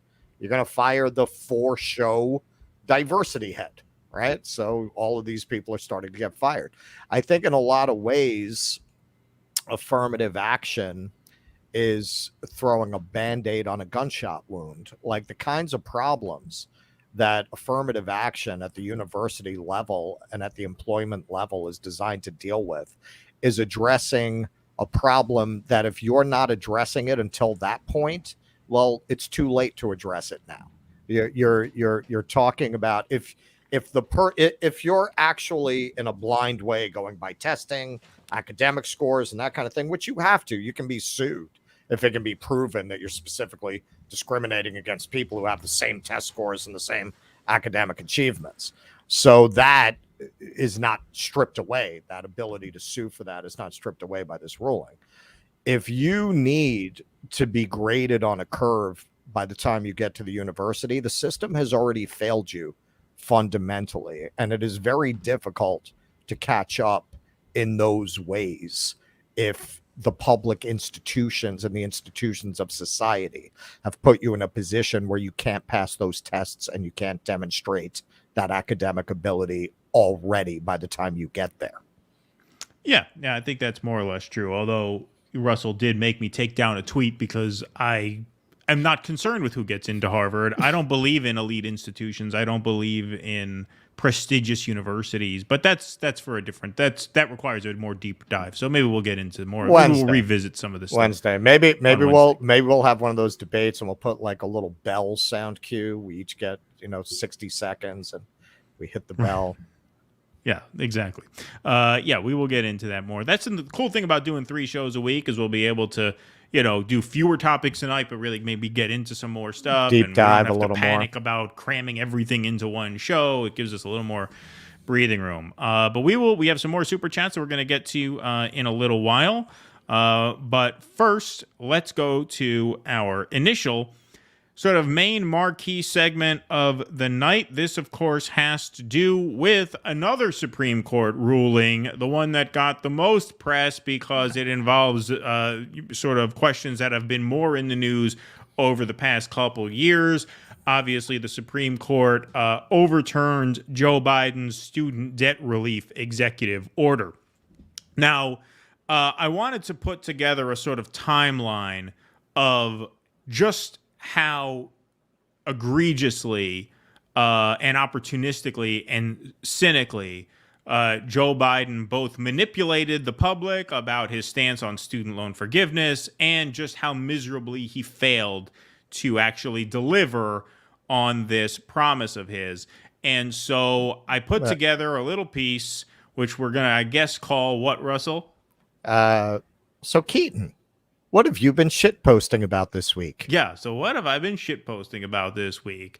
These are not radars. These are extended shitposts. But this was a lot to put together to do live. And so I was able to sort of formulate a sort of timeline that we're going to play for you guys. This is a timeline. Basically, you asked, we heard you. So Yeah, we are going to be doing editorial content, which for us, you know, we started out writing articles. We can both write. So it's nice because the show is so time consuming. We're never getting back to writing articles like we used to. So this kind of gives us an opportunity to focus our thoughts in the way you can in an article and that you can't when you're just speaking extemporaneously on a show. Exactly. And so I thought I would put together a little piece on this timeline of just how miserable a failure this whole student debt debacle has been. Not just because of this executive order, but how this was intentionally, I would argue, mishandled from day one. So let's go to the video, shall we? The Supreme Court decision to strike down Joe Biden's student loan forgiveness plan is the talk of the country this week, of course, but this is actually a debacle 2.5 years in the making. So if we go back to February 2021, just 2 weeks after Joe Biden was inaugurated, Elizabeth Warren, Chuck Schumer, Ilhan Omar, and a group of other Democrats introduced a resolution calling for the cancellation of student loan debt to the tune of $50,000 per borrower. The resolution pointed to the Higher Education Act of 1965, which, as they write, grants the Secretary the authority to modify, compromise, waive, or release any right, title, claim, lien, or demand, however acquired, including any equity or any right of redemption student loans. This obviously was ignored. We all know that. And so in April of 2021, however, Joe Biden instructed his Education Secretary, Miguel Cardona, to draft a plan to cancel some student loan debt. Chief of Staff Ron Klain said they'd hope to receive the report in the next few weeks. That was a quote he gave in this NBC article. In July of that year, with the report still under wraps, Nancy Pelosi was asked at a press conference about where student loan debt cancellation stood. People think that the President of the United States has the power for debt forgiveness. He does not. He can postpone, he can delay, but he does not have that power. That has to be an act of Congress. Cut to November of that year. The report still hadn't been released to the public, and here we see a headline from Business Insider. Biden has been sitting on a student debt memo for over 6 months that could wipe out billions, but he won't reveal what it says. This from the article. Braxton Brewington, the press secretary for the Debt Collective, told Business Insider that though the public did not know the contents of the memo, the fact that it has existed for months but has not been released is a, quote, political decision. This is in line with how this administration has been moving politically along with student debt cancellation, which is dragging their feet in ways that do seem intentional, Brewington said. I think it's fair to say they've had the memo since April and that the White House saw them and made a political decision to not release it to the public or to not act on it.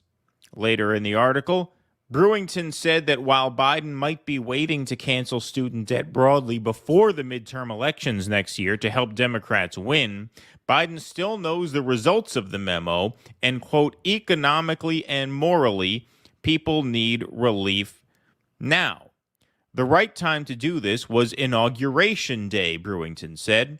This is incredibly urgent and even more urgent since payments are slated to be turned on in February, which will be a disaster and which will devastate people who are already in economically precarious places right now due to COVID-19. Of course, Biden, consistent with Brewington's theory that he was waiting till campaign season to make his big move on this issue, extended the debt repayment pause, and then in August 2022, almost a year after that article came out, 10 weeks before the midterms, Biden announced a plan to forgive $10,000 to $20,000 worth of student loan debt per borrower who made less than $125,000 a year. He implemented this via executive order invoking not the Higher Education Act of 1965, but the HEROES Act of 2003, which grants the president debt forgiveness powers under national emergency circumstances. This action was very popular with young voters who did reward Democrats at the polls in November. Voters 18 to 29 turned out in the second highest numbers in the past 30 years for a midterm cycle. As you could see the chart there, 27% young voter turnout in 2022. That's higher than any other cycle in the past 30 years, except for obviously 2018 when Donald Trump was president. But this is still a very, very impressive turnout number for a midterm cycle with voters 18 to 29. That is largely thanks to that student loan debt executive order. Not only did they turn out in high numbers, but as you can see in this second graphic, they went for Democrats by an overwhelming margin, 63 to 35. Just a few weeks after the midterms, though, on December 1st, 2022, news broke that the Supreme Court would hear a challenge to Joe Biden's executive order, Biden v. Nebraska, which challenged the constitutionality of student debt forgiveness under the HEROES Act. On February 28th, 2023, the Supreme Court heard arguments, and the news for borrowers was not good. The AP ran a story headlined, "Supreme Court Seems Ready to Reject Student Loan Forgiveness." Cut to May 2023, just about a month and a half ago as we do this segment. Friend of the show, Colin Radix-Carter from Indie News Network, attended a Justice Democrats organizing event featuring the entire squad. He asked them about the student debt case before the court and pressured them on what their plan was should Biden's executive order be overturned. Congressman, didn't you give a memo to Biden with Senator Warren regarding student debt to tell him to use the Higher Education Act? Let me just say this, because I'm gonna get in trouble if I start taking questions from the floor, okay? But I want to say on student debt and where that fight stands right now, it is in the Supreme Court. By the way, expand the courts. Reform the courts, expand the courts. And it's not that radical, y'all. There is precedent. It's been done 6 times before. It's far right, it's extremist, it's imbalanced, and they are causing great harm. That is where the student debt issue is right now. But that being said, we're all organizers, and no organizer goes into a fight without a contingency plan. We have them, but I'm not ready to see defeat here because the legal case is sound. The legal case is sound. Of course, despite Ayanna Pressley's insistence that the legal case was sound, the court just this Friday struck down Biden's executive order canceling student loan debt in a 6-3 decision. Ironically, but not altogether surprisingly, of course, quoted in the majority opinion was Nancy Pelosi's aforementioned insistence that the president did not have the authority to cancel student loan debt. People think that the President of the United States has the power for debt forgiveness. He does not. There her words are, in quotes, cited by Chief Justice John Roberts himself in his majority opinion, canceling the student loan forgiveness. Now, in response to the ruling, Biden held a press conference Friday afternoon in which he announced his new plan of action on student loan forgiveness, in which he will invoke the Higher Education Act of 1965, as originally advised more than 2 years ago. I'm announcing today a new path consistent with today's ruling to provide student debt relief to as many borrowers as possible, as quickly as possible. We will ground this new approach in a different law than my original plan, the so-called Higher Education Act. That will allow Secretary Cardona, who's with me today, to compromise, waive, or release loans under certain circumstances. This new path is legally sound. It's going to take longer, but in my view, it's the best path that remains to providing for as many borrowers as possible. It will take longer, says Biden, because of administrative rulemaking, notice and comments periods, which are apparently necessary before the order can be inked. Now, how long does longer mean? Well, this initial action was first proposed in April 2021 in writing and not implemented until August of the following year. That is altogether a 16-month turnaround time. Assuming this next course of action follows the same timeline, we could expect this new order to be signed, you guessed it, 16 months from now, which just so happens to be November of 2024, which means we are being taken for yet another ride. This timeline was obviously dragged out from the outset to maximize the political payoff to Joe Biden while minimizing the likelihood that student debt would actually get canceled. And now here we are saying it's at least 16 months until another executive order is signed, which takes us at least through the November 2024 election and most likely into January, February, March of 2025, at which point Joe Biden hopes to have been reelected. And should he, by some miracle, be reelected, at that point he will owe the student debtors exactly what he has intended on giving them all along: nothing. All right, folks, that was our special report on the timeline of student loan debt forgiveness. Russell, you just got to unmute your mic again. Sorry, I know we muted up for that. But I hope that spells it out for you guys, because one of the things that you really have to just marvel at is how they were able to slow roll this, how they turned one executive order, one simple executive order under the Higher Education Act 1965. They turned this one thing into this protracted 4-year battle, right? Which is what it's going to take when all is said and done.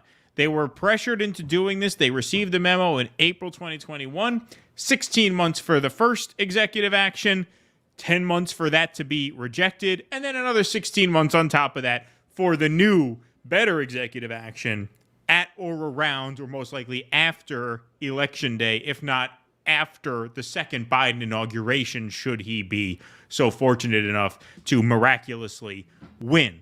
But, I mean, it's just, what an obvious screw job. What an obvious boondoggle. But it's really amazing how they were able to just drag what should be such a very simple thing, an executive order. They were able to drag this out for 4 years, and they're going to try and tease people. They're going to dangle that carrot in front of them in the home stretch of the 2024 campaign, as if they didn't intentionally arrange it this way.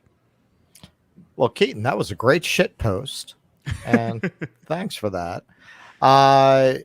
Yeah, well, they dragged out Roe v. Wade for 50 years until the Supreme Court finally struck it down, right? So they're just going to keep this going. And what did you expect? I mean, we have the president who made it impossible to discharge student loans in bankruptcy. This guy never met a creditor or bank or a credit card company he didn't like. I mean, of course, it's all a show.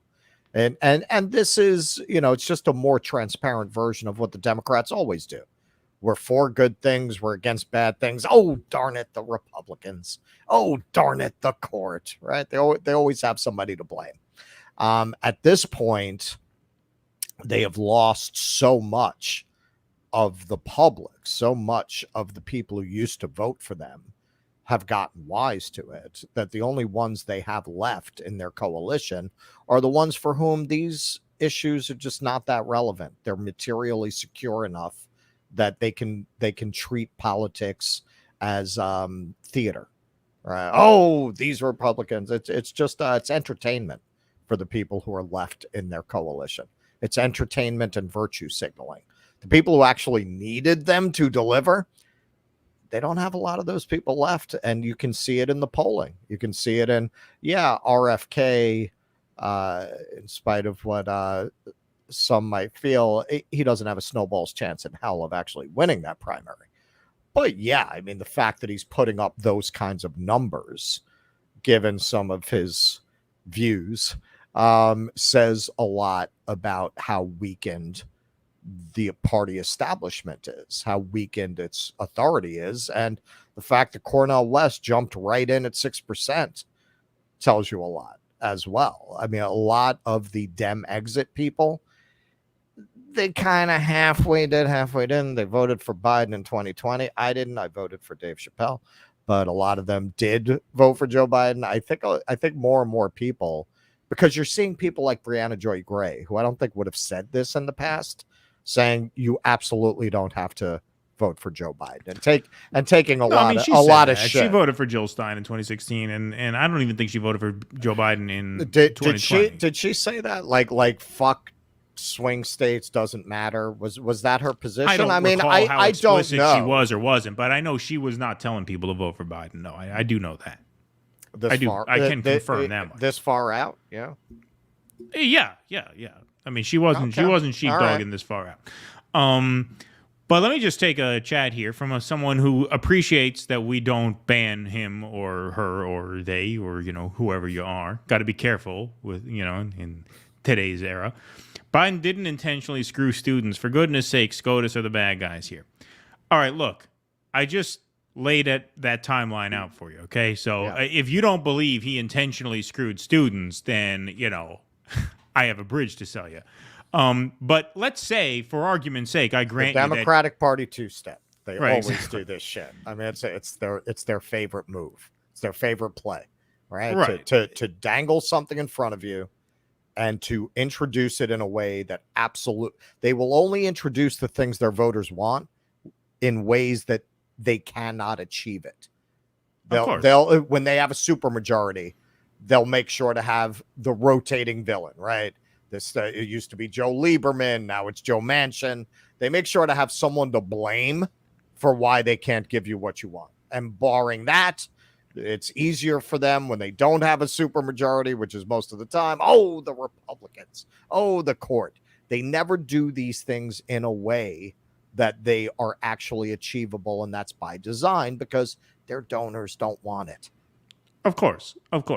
And let me just, for argument's sake, though, just for a little thought experiment here.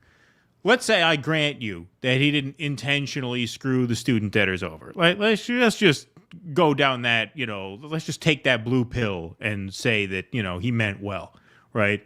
Even if that's where you're coming from, how can you not look at that timeline and criticize the unbelievable incompetence of how it was handled? Like, even if you think he meant well, he waited 16 months after a memo was drafted instructing him to invoke the Higher Education Act as justification for student loan cancellation. He waited 16 months and then picked the wrong legal case, right?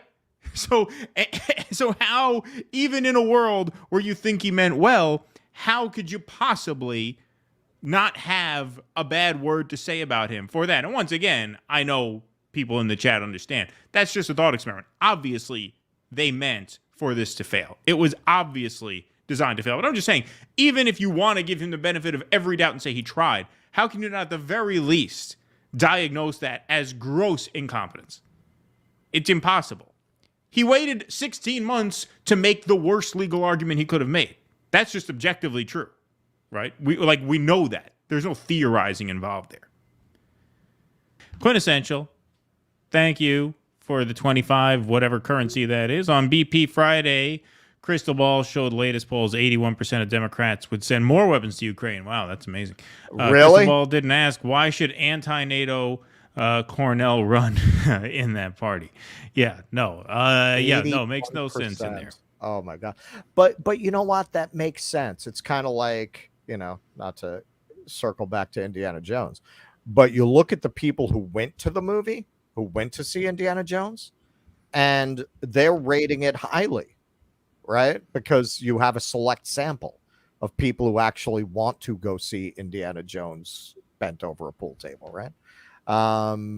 So I think, this is what you have going on. Like, the only people who are left in the Democratic Party are people for whom media narratives are all they know. That's it. That's their political opinion.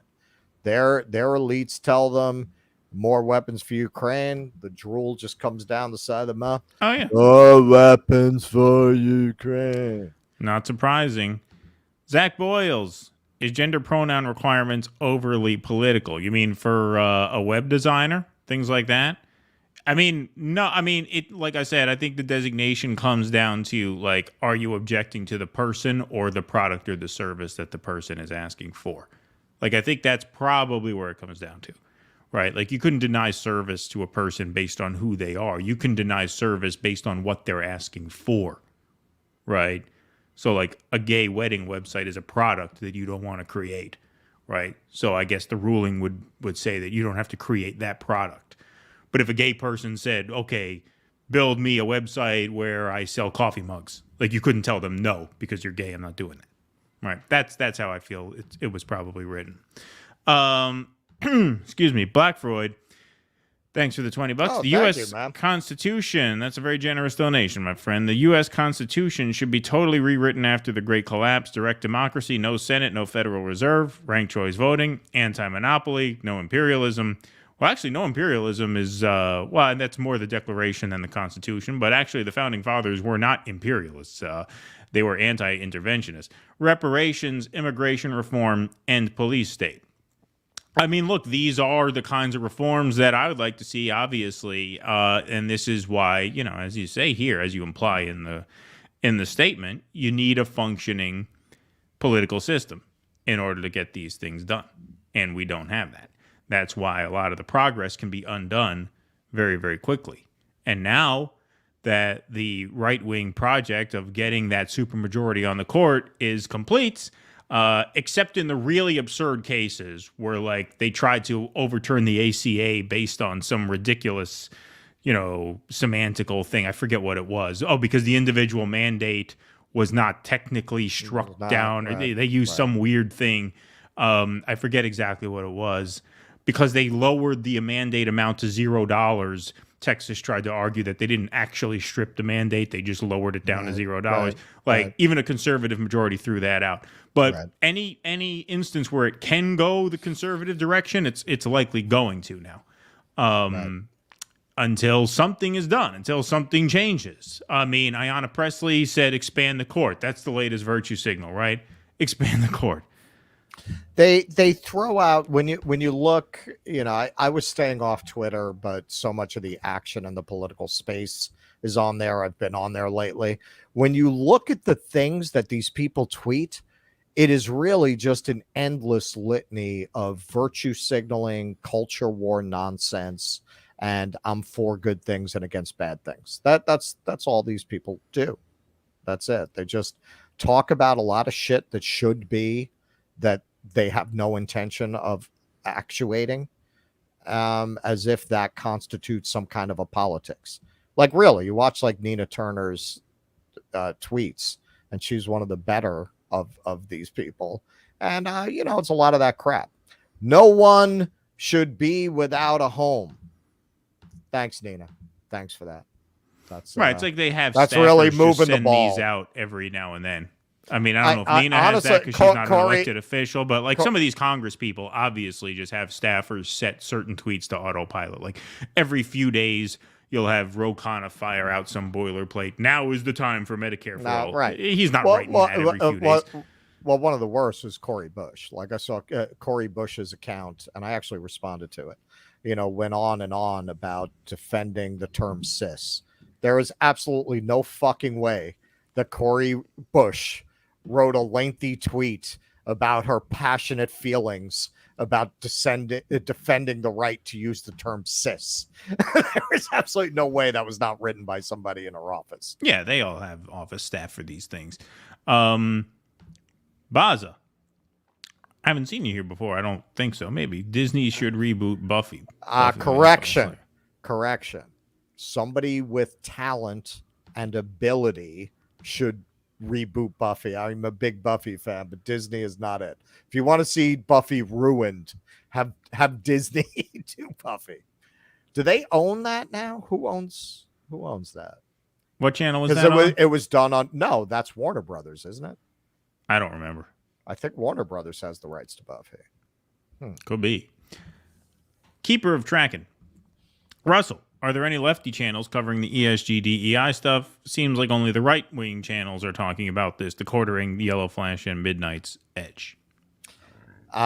You are correct, sir. I think actually, you know what? And don't fucking come at me, man. Breaking Point's Sagar will get into this. Sagar talks about ESG. Crystal sometimes does. Greenwald definitely does. Greenwald gets into that. Jimmy Dore gets into it. So yeah, there are actually. They don't spend as much time on it as the channels you just named, because those channels deal more with the pop culture space than they do. I mean, the Quartering, not as much, but like Yellow Flash and Midnight's Edge, those are channels that are basically about, they're ruining my childhood and I hate these people. I mean, that's the whole channels, and these other channels have other fish to fry. We're going a little out of order here because you're going, so I was hoping to read this before you go, since it's a very generous donation. Nicole, have to go 69 hours this week, but we'll catch the rest later. Oh, damn. Thanks, gentlemen. Love you. Thank you so much. We appreciate that. Thank you, Nicole. That's very kind of you, Nicole. Context of cucked v working class. Yeah, I don't know what the context could have been, but they didn't like the context. That's interesting. Do it. Nicole Vance, thanks for the $10. Appreciate that. You gave us another one earlier. Thank you.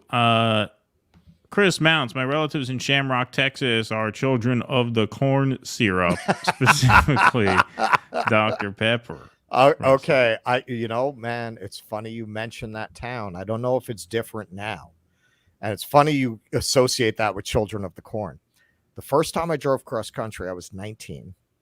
And I found out what country I live in, because being from New York, I just had no idea what the country was like. And I pulled over in Shamrock, Texas, and it was so fucking Twilight Zone creepy, man. There was nobody there. I didn't see a person, and I had to take a piss. So I went into like the weeds to take a piss, and I'm basically taking a piss in the middle of these weeds that are in the middle of a street, but there's fucking nobody there.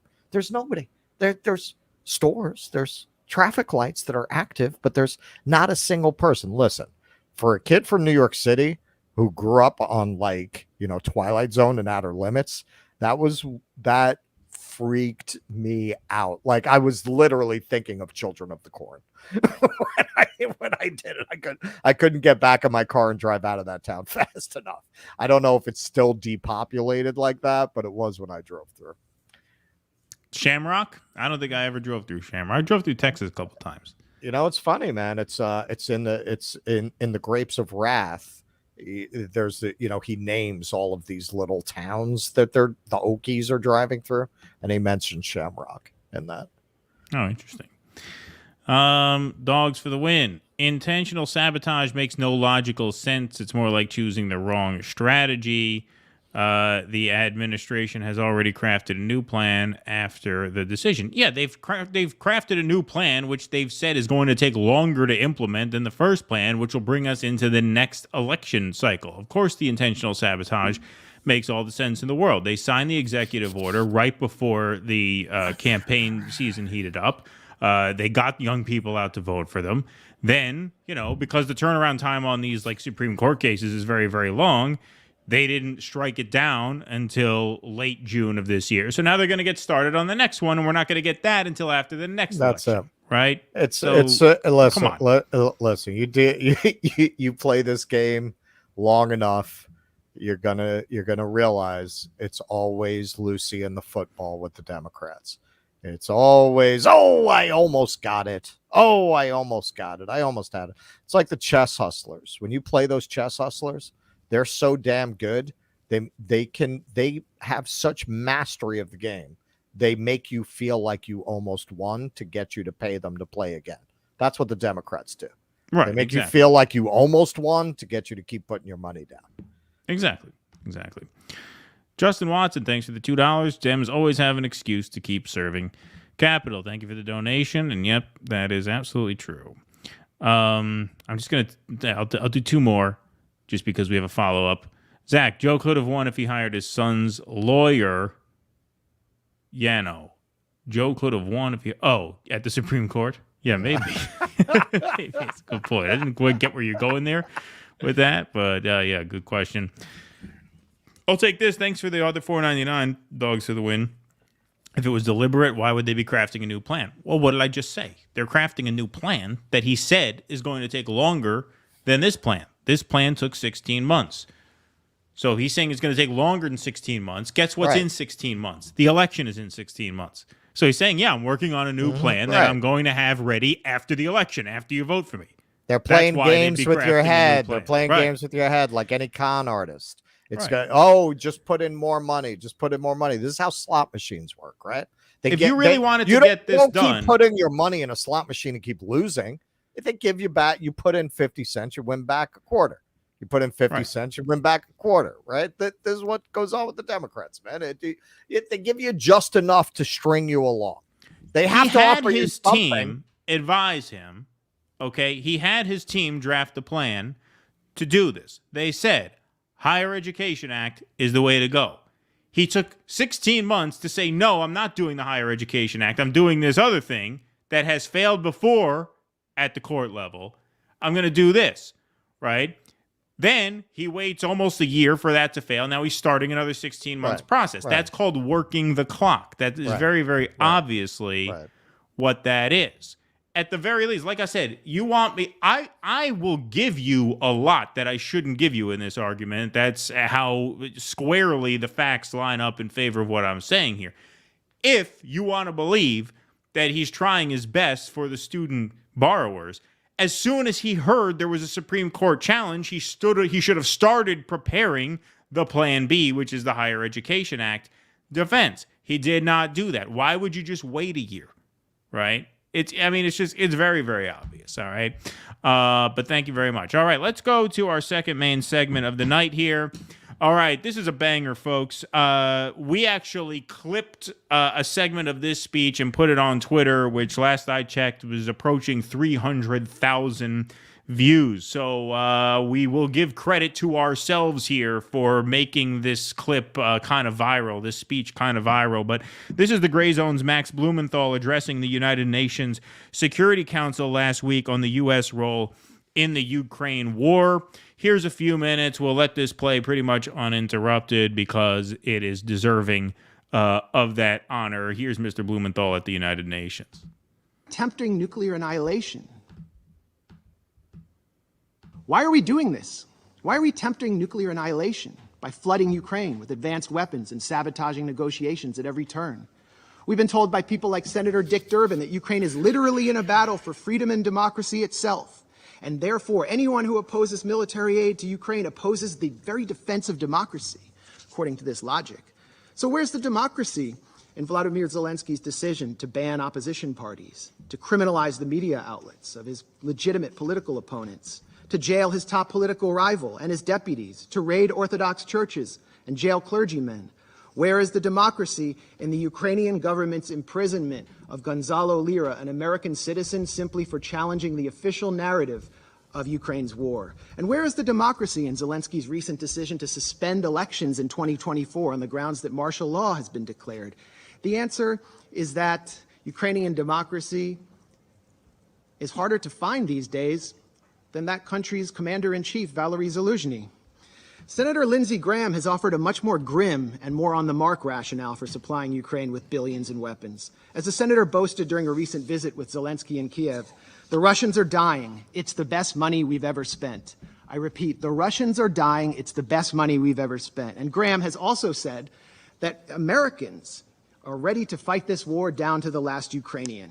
While official casualty numbers are strictly classified, we must worry that Ukraine is well on its way to fulfilling the senator's ghoulish fantasies. As a Ukrainian soldier complained this month to Vice News, we don't know what Zelensky's plans are, but, quote, it looks like the extermination of its own population, like of the combat-ready and working-age population. That's it. Indeed, military cemeteries in Ukraine are expanding almost as rapidly as the Northern Virginia McMansions and beachfront estates of executives from Lockheed Martin, Raytheon, and assorted Beltway contractors benefiting from the second highest level of military spending since World War II. These are the real winners of the Ukraine proxy war, not average Ukrainians or Americans or Russians. The winners, or Europeans for that matter, the winners are people like Secretary of State Tony Blinken, who spent his time between the Obama and Biden administrations launching a consulting firm called West Exec Advisors, which secured lucrative government contracts for intelligence firms and the arms industry. Blinken's former partners at West Exec include Director of National Intelligence Avril Haines, CIA Deputy Director David Cohen, former White House Press Secretary Jen Psaki, and almost a dozen current and former members of Biden's national security team. Defense Secretary Lloyd Austin, for his part, is a former and possibly future board member of Raytheon, and an ex-partner of Pine Island Capital Investment, which collaborates with West Exec and which Blinken himself has advised. Meanwhile, the current U.S. ambassador to this body, the UN, Linda Thomas Greenfield, is listed as a senior counsel at the Albright Stonebridge Group, a self-described commercial diplomacy firm that also finesses government contracts for the intelligence and arms sector, and which was founded by Madeleine Albright, infamously known for her comments that the deaths by sanctions of 500,000 Iraqi children were worth it. So while military-age Ukrainian men are ripped off the streets by military police and sent to the front lines, the financially and politically connected architects of this proxy war are planning to walk through the revolving door to reap unimaginable profits once their time in the Biden administration is over. For them, a negotiated settlement to this territorial dispute means an end to the cash cow of close to $150 billion in U.S. aid to Ukraine. Ooh, hot. Keyboard was hot. Oh, I shouldn't have touched it. Hot, hot, hot. Whoa. Whoa. I'm like Randy Jackson, right? When there was a Great American Idol performance. Yo, bro. I'm like, whoa, yo. That's what I mean. God damn. We don't usually play clips like that uninterrupted. We usually like to run our big mouths while we're playing them, but I thought that warranted an uninterrupted stream. Just absolutely masterfully done. There's so much to touch on there that we've kind of touched on throughout our commentary since the Ukraine war started. First, getting back to what we talked a little bit about in our Rumble stream with Pasta, someone asked about Zelensky and Putin and things like that, and I said, what a disaster Zelensky has been for his country, for his people, subjecting them to this slaughter, to this onslaught. He touched upon that in this piece here. The whole speech is about 13 minutes. You can watch it on the Gray Zone's YouTube channel, and it's all over Twitter in its entirety as well. The second thing I want to just point to when it comes to this speech is something that we've talked a lot about regarding the Ukraine war, which is the Jake Sullivan problem, right? How we really have Jake Sullivan may as well be leading the country right now. He may as well be president, right? He may as well be calling the shots, right?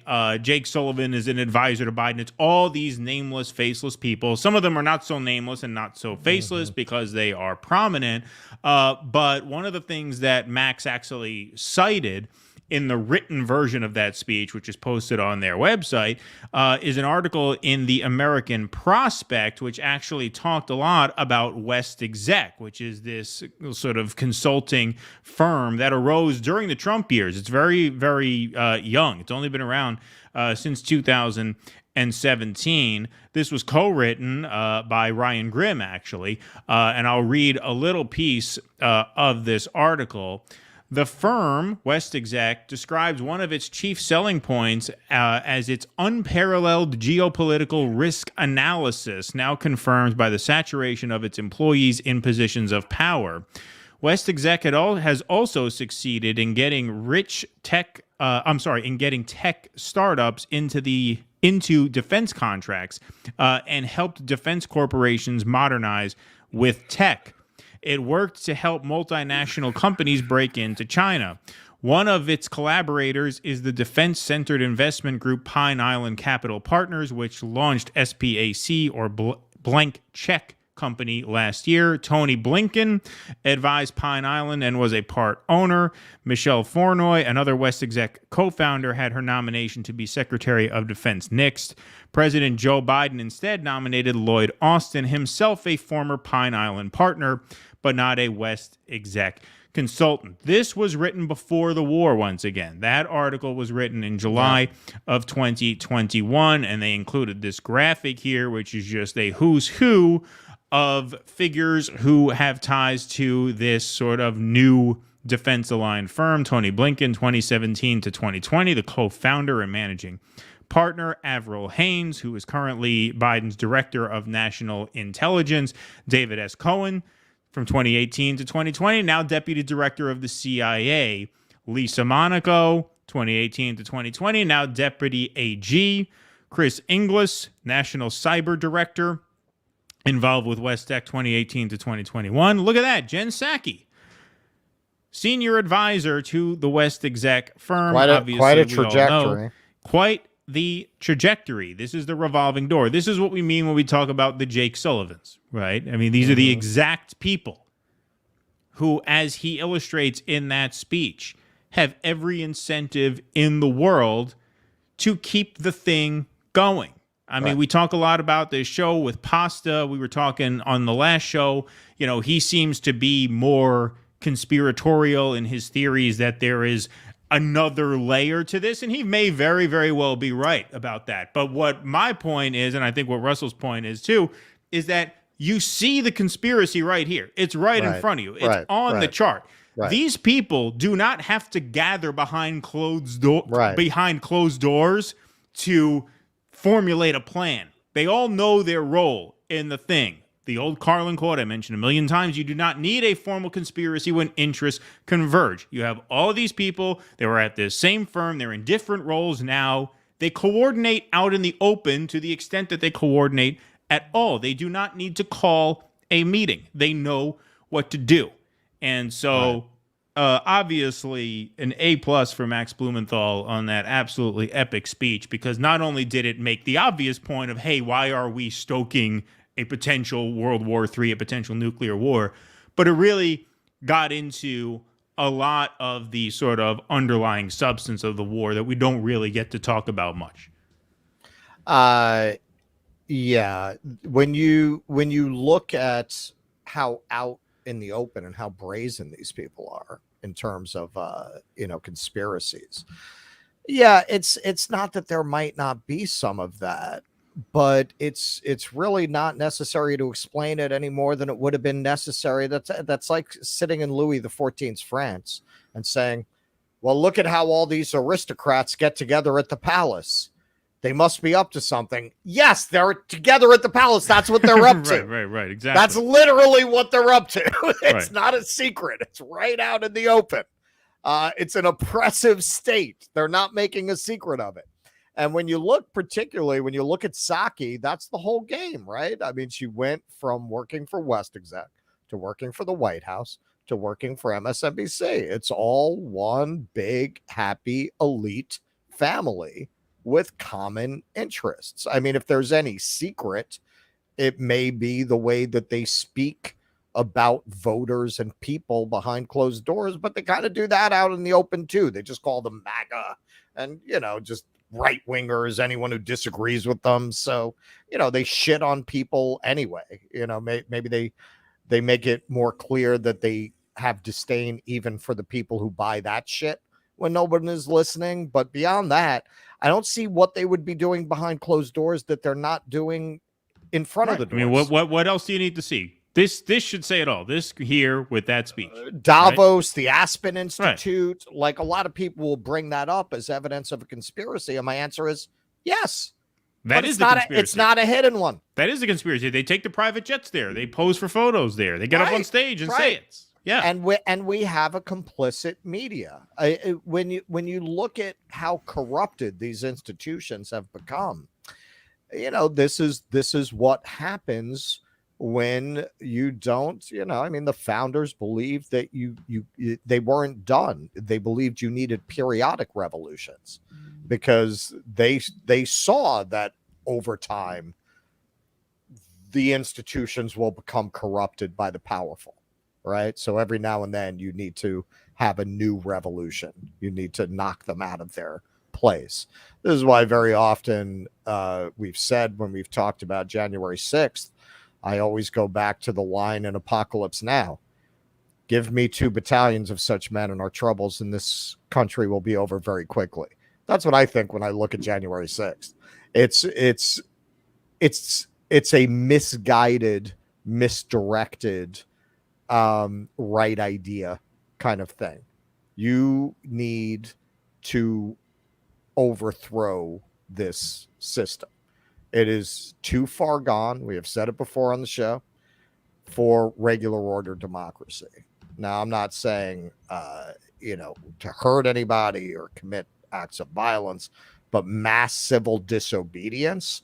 Yeah. I mean, that's what's left to us. If you, in this country, you look at how fast they started passing laws and making statements during the George Floyd protests. We need that in regards to other things. We need to do what they do in France. If we did that in this country on a sustained basis, it would go one of 2 ways. We've talked a lot about how they've militarized the police force over the last several decades. So it's either going to turn into open warfare with the people, or the people are going to regain some power over their government. But at this point, when you have the government, the media, the military industrial complex, the pharmaceutical companies, the tech companies, when you have them all working hand in hand with just some, every now and then you get someone like Elon kicking out the fence, but that's rare. I mean, in fact, it almost ends with Elon. I mean, there's really nobody with that much power doing what he's doing, whether, and that doesn't mean where Elon stands here, but I mean, that's part of the problem. You almost have to root for Elon because the system is so corrupt. That's the best you're going to get is a guy who at least, lucid. When I talk on Twitter, I don't really worry that I'm going to get pulled off Twitter. Right, what I mean? Exactly. I mean, that's crumbs at best, but that's all this system has left us at this point. And also, I just want to say, was it Napoleon who said history is written by the victors, or that history is a fiction agreed upon? Same intention. When you look at what Blumenthal is talking about here, that is so clear how much it is only within the bubble of our propaganda that so many of our political figures are not thought of as psychopathic monsters in the same way that we would think of a Hitler or Milosevic. Madeleine Albright literally said on camera, not a hidden camera, in an interview. Oh, yeah. Yeah. Oh, yes. 500,000 Iraqi children. Yes. I think that was worth it. What kind of a sick fucking psychopath says something like that? So you look at Zelensky and saying, we're defending democracy. First of all, for a country without Nazis, we sure keep finding a lot of them.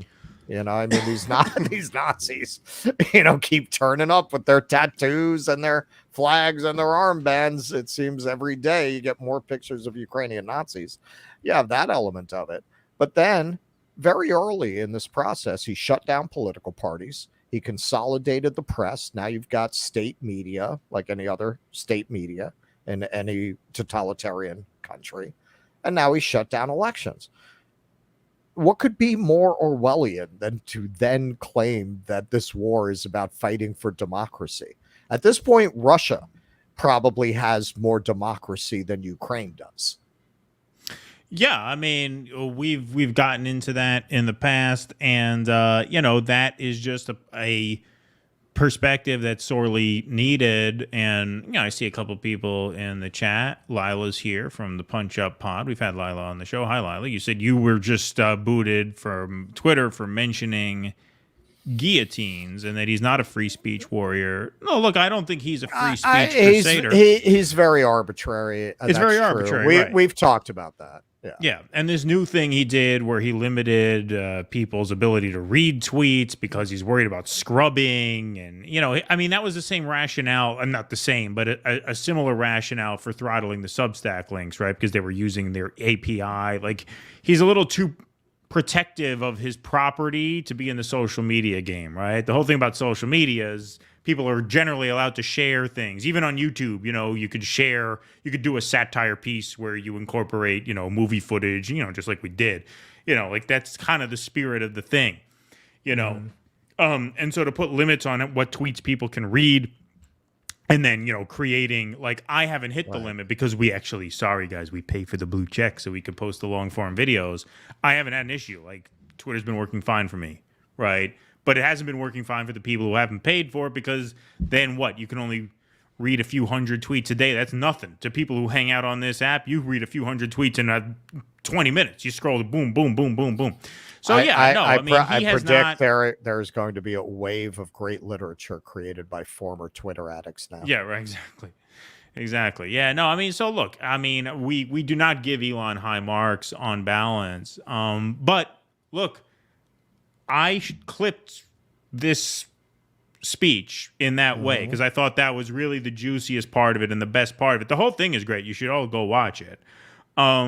But on Twitter, that has 285,000 views right now, that tweet. Jimmy Dore retweeted it, which was very cool of him. And there is an excellent... a lot, but it also has really gotten out there beyond that. 703 retweets, 88 quote tweets. That's just on my initial tweet. Never mind a lot of the other shares. So it really gets out there. And look, Twitter is a forum where you can spread something like this around now to get mass And you couldn't exposure. under Jack Dorsey. We know that. We've seen the Twitter files. Do you think this would have stayed up under Jack Dorsey's Twitter? Exactly. I don't buy that. We probably would have been kicked off Twitter for putting it there. Right. I mean, at the very least, there would have been a question. You wouldn't be able to tweet that out with any confidence that it's not going to get throttled or anything. Right. So anyway, you should go watch that whole speech. The whole thing was really, really well done. There was another part of it that I almost clipped for it, but I thought that part right there was just absolute fire. And so well done, Max Blumenthal. All right, we'll take a couple other super chats. Then we got one more segment that we have to do here. Egg64, thanks for the $5. You can start the fall of SCOTUS from Ruth Bader Ginsburg. The woke called us misogynist when we told her old hubris ass to step down from her post. Yes, obviously. Right. Fuck her. She knew how old she was. She knew she had cancer. Get the fuck off the court. Right, get off the fucking court. There's no question about it. It's just unbelievable. Fucking hero. Give me a fucking break. If you really care about these issues, that should be one of the most despised figures for you that ever sat on the court. This narcissist who knew that she was a sick old woman and invoked the woke card to deflect criticism from her decision not to retire. If you care about Roe v. Wade, you should despise Ruth Bader Ginsburg for that decision. It also fits a certain pattern, right? I'm not saying this was intentional, but what do the Democrats use every cycle to get you to vote for them? They use the court, right? having Ruth Bader Ginsburg that old and that sick on the court made it easier for them to try and play that card. Oh, you got to vote for Hillary because Ruth Bader Ginsburg's going to die soon. And what if she dies when Trump is president? Well, what if she fucking quits before she dies while Obama's president? Then you can replace her. Exactly. Right. Exactly. It's all a game. Oh, it's all a game. We didn't think of that. Think of that. Well, it's too bad we didn't think of that sooner, but now you have to vote for Hillary because we bungled that, right? Right. Yeah, it's all the same shit, right? I mean, you start noticing these patterns fairly quickly. Roy Astorietta, thanks. Have Kurt Metzger and Steve Poikonen, is that how you say that? I obviously have never heard of the second guy. I know who Kurt Metzger is, obviously, on your show. That could be fun. You know, we should have a comic or two on the show. I think Jimmy was the first comic we've ever had on the show. Have we ever had a stand-up comedian on the show? I don't think so. No, we should have a couple of them. They're fun lots. Let's see. Tripping myself. Thank you. That's a very generous donation. Thank you. Please understand that the ruling class will do anything to maintain their grift. The question is, what, if anything, will you do to stop them? Well, that's why I have the singing bowl. Yeah, right, exactly. We have the singing bowl. That's our best plan. Best we can think of so far, right? Thank you, Tripping Myself, for the generous donation. Folks, please hit the subscribe button if you have not subscribed to the channel already. I have now that my cat died last year, sometimes I get mice. And so, man, I have to resort to the glue traps. But it has given me some inspiration. I mean, if we lay some of those out at Silicon Valley around K Street, maybe these guys walk onto the big glue traps and we just roll them up. And I mean, Rumble rant. That's one plan. This is a Rumble rant. Thank you for the donation, sir. I voted for Gary Johnson twice, then Kanye. Oh, you voted for Kanye. Yeah, it's a cool scene over there on Rumble, right? Get a different crowd. The main appeal of RFKJ is he could actually win. And by win, you mean the Happy Meal at McDonald's, right? With the prize inside. Right. He could win that, maybe. I mean, the problem with all of this analysis is that he's running inside a primary, so he's not going to be in the running in November. I mean, he could do very well. I don't think he would win, but he could. I mean, he might actually. He's the kind of guy who probably they will sooner let Sirhan out of prison. Yeah, right, exactly. For the occasion. But in terms of just unpopular appeal alone, assuming you had a legitimate process, he could actually win a three-way race between Trump and Biden because I think he would pull fairly equally from both candidates. He's a Kennedy. Right. So he'd have a shot, but that's not what he's doing. But he's wasting his time in that party. He's forfeiting that possibility by running as a Democrat in the primary. But thank you very much for the donation. So that's how the Rumble rants work, folks. I'll copy and paste them. I'll put them up on the screen. And so that's how we will handle that. But thank you for the donation, my friend. Bennett Weiss is my dad. Thank you, Dad. This mother effing war could be ended quickly with 2 phone calls, one to Kiev ending all U.S. aid, and one to Brussels removing us from NATO. Well, it could actually be ended with either of those, right? I mean, it wouldn't take both of those. It would take one of those two. Yeah, exactly. And that was the fear with Trump, was that he was going to take us out of NATO, right? And if you take the United States out of NATO, you're effectively disbanding NATO. Because if you look at the money that's been put up for the war, it's almost all come from us. I mean, some European countries have given something, but, once the U.S. leaves NATO, NATO is no longer NATO. And that was the big fear. That was probably the big fear of Trump in his first term. But we've actually heard people come forward and say that they were especially concerned about that if he got a second term. And so I think that's a big reason why they simply could not have that. That was just the Gray Zone article. They all read like that. Well, I mean, he did write that speech and publish it as an article on the sites. But yeah, I mean, no compromising language there from Max Blumenthal for sure. Thank you for the donation. I keep meaning to put that on the show. They did a great article. If you really want to leave a Ukraine spouting shit lib with nothing to say, they did a great article about how Zelensky was freeing these horrific monsters out of prison to fight on the front lines in Ukraine. And one of the things they'd been in prison for were crimes they committed against the people in the Donbass. And then he put them back into the military. That was a Gray Zone article. I'll find it and I'll put it on the show one night. Yeah, that'd be interesting to explore. All right, let's go to our third and final story of the night. Another New York story. We did a New York pizza story earlier in the evening. Now we're going to do a second New York story. So here's an interaction between New York City Mayor Eric Adams and Jeannie Dubno. I hope I'm saying that name right. An 84-year-old woman, a Holocaust survivor, who attended this meeting at City Hall to protest the Rent Guidelines Board's recent approval of a 6% rent increase for rent-stabilized units in New York City. And just so everybody knows, typical increases that are allowed by the Rent Guidelines Board typically do not exceed 3%. In fact, the norm is more between 1 and 2%.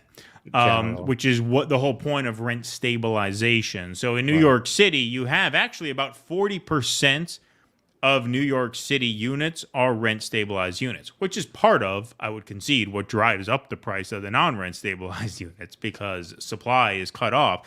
But rent stabilization is what allows working and at this point even middle class people to live in New York City. It would be a city full of rich people exclusively if you did not have that. I was lucky enough to get a rent stabilized South America, place. you'd have the projects. Yeah, of course. You'd have the rich and then the luxury and the very units. poor. Exactly. Russell is in a rent stabilized apartment right now.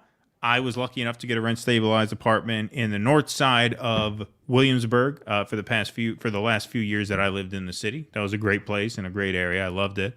But my rent would increase 1% per year. Like it was very, very small. When I started at that apartment, my rent was $1,530, and I think when we left, it was like $1,575 because they can only increase it $15 per month every year. It was a 1% cap. So 6% is obviously pretty high. They're making up for the drop in real estate values when the pandemic hit, obviously. But this is high for a rent guidelines board to give the green light to a 6% hike. And so Jeannie, 84-year-old woman, a tenants' rights advocate of many years in New York, decided to voice her opposition to this to Eric Adams' face. Wait till you hear what his comeback was. Sorry, the volume on this is a bit low to start, but it'll get going.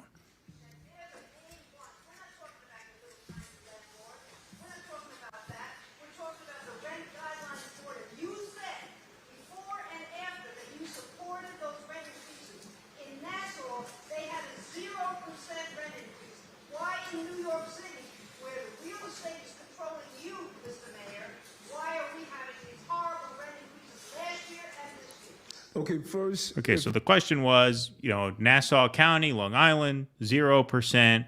You spoke favorably of this 6% hike. Why is that? Just in case you had trouble hearing that, the volume is low on her end. She was not mic'd. She just got up and started talking.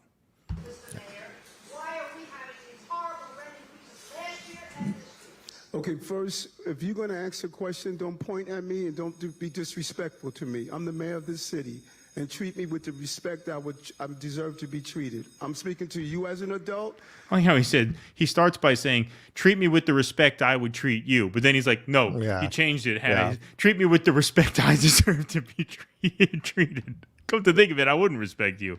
And treat me with the respect I deserve to be treated. Hear that? Treat me with the respect I deserve to be treated. He starts saying, treat me with the respect I would give you. And then actually, no. Well, I mean, Eric Adams is the monster that identity politics built. This is he is everything that's wrong with identity politics. He is all right. Well, don't blow the lead because we haven't gotten to the identity politics portion yet. Let's let him break that. Yeah. Sorry. All right. Respectful to me. I'm the mayor of this city. And treat me with the respect I deserve Here to it comes. be treated. I'm speaking to you as an adult. Don't stand in front like you're treating someone that's on the plantation that you own. Give me the respect I deserve and engage in a conversation up here in Washington Heights. Treat me with the same level of respect I treat you. So don't be pointing at me. Don't be disrespectful to me. Speak with me as an adult because I'm a grown man. I walked into this room as a grown man, and I'm going to walk out of this room as a grown man. I answered your question. Go to the... Well, first of all, he didn't answer her question. No, he in didn't. That exchange. He said, He didn't. "Don't point at me like I'm on a plantation and I'm someone that you own." Telling this to a Holocaust survivor, an 84-year-old tenants' rights advocate, asking, "Hey, why are we getting screwed by the Rent Guidelines Board?" Who, under Bloomberg, they were a little bit more aggressive with rent increases than they were under de Blasio. But still, 6% is very high. Froze yeah, the he rent froze for it. years. Yeah, he froze for years. There to were zero increases. Yep. When he was running, when Adams was running, he wanted to raise it 9% on a 2-year lease. He wanted, I think, 5. The way it works is you sign a 1-year lease or you sign a 2-year lease. So, usually it'll be like 1 or 2%, 1% on the 1 year, maybe 2% or 3% on the 2-year. He wanted 5 and 9. I think they wound up at 4 and 6 or 3.5 and 6. I think it was definitely because that's what she's talking about, 6 on the 2-year. 6, yeah. And now it comes up again for the Rent Guidelines Board to vote on every year. And I think they want to do 6 on top of the 6 that they just did. They want to raise it 6 again. Now, Eric Adams is a landlord himself. And, he ran that way. But as you could see here, Eric Adams is very, very comfortable manipulating woke signaling around his race to deflect criticism and to manipulate policy discussion. And certainly he's in very good company there. There was a story we were going to do a little while back about some of these consultants who work for some of the most horrible companies in the country doing this kind of a hustle. Well, the reason that we need to remove regulations from this corporation is because it hurts black and brown people, right? I mean, that's what they get paid to do, to put that sheen over it. And that's his whole career. So what? You made a slide. Yeah. So this is from an article by Ross Elliott Barkin, June 2021. This is a quote from Eric Adams in that article explaining why rent stabilization and rent control was not a good thing necessarily to expand and protect because it may hurt black landlords. So the greatest wealth of black and brown people in this city is their property. So when we start making any decisions on small property owners, we need to factor that, because if we're not going to freeze mortgage payments for small property owners, if we're not going to roll back their mortgage payments, then we need to be careful. I realized just now that the reason I paused because I realized that was a stupid way of presenting that slide. It makes it sound like that's a quote from Ross Elliott Barkin. No, it was a it was a quote from his article. I just want to clarify that. That's my bad. I should not have presented it that way. That's Eric Adams' quote. That's quoted now from he's Ross never coming Elliott's on the article. show. Well, he asked Eric Adams these questions, and these were the answers that he gave to him. Yes. So I apologize for that. That was very sloppy on my part.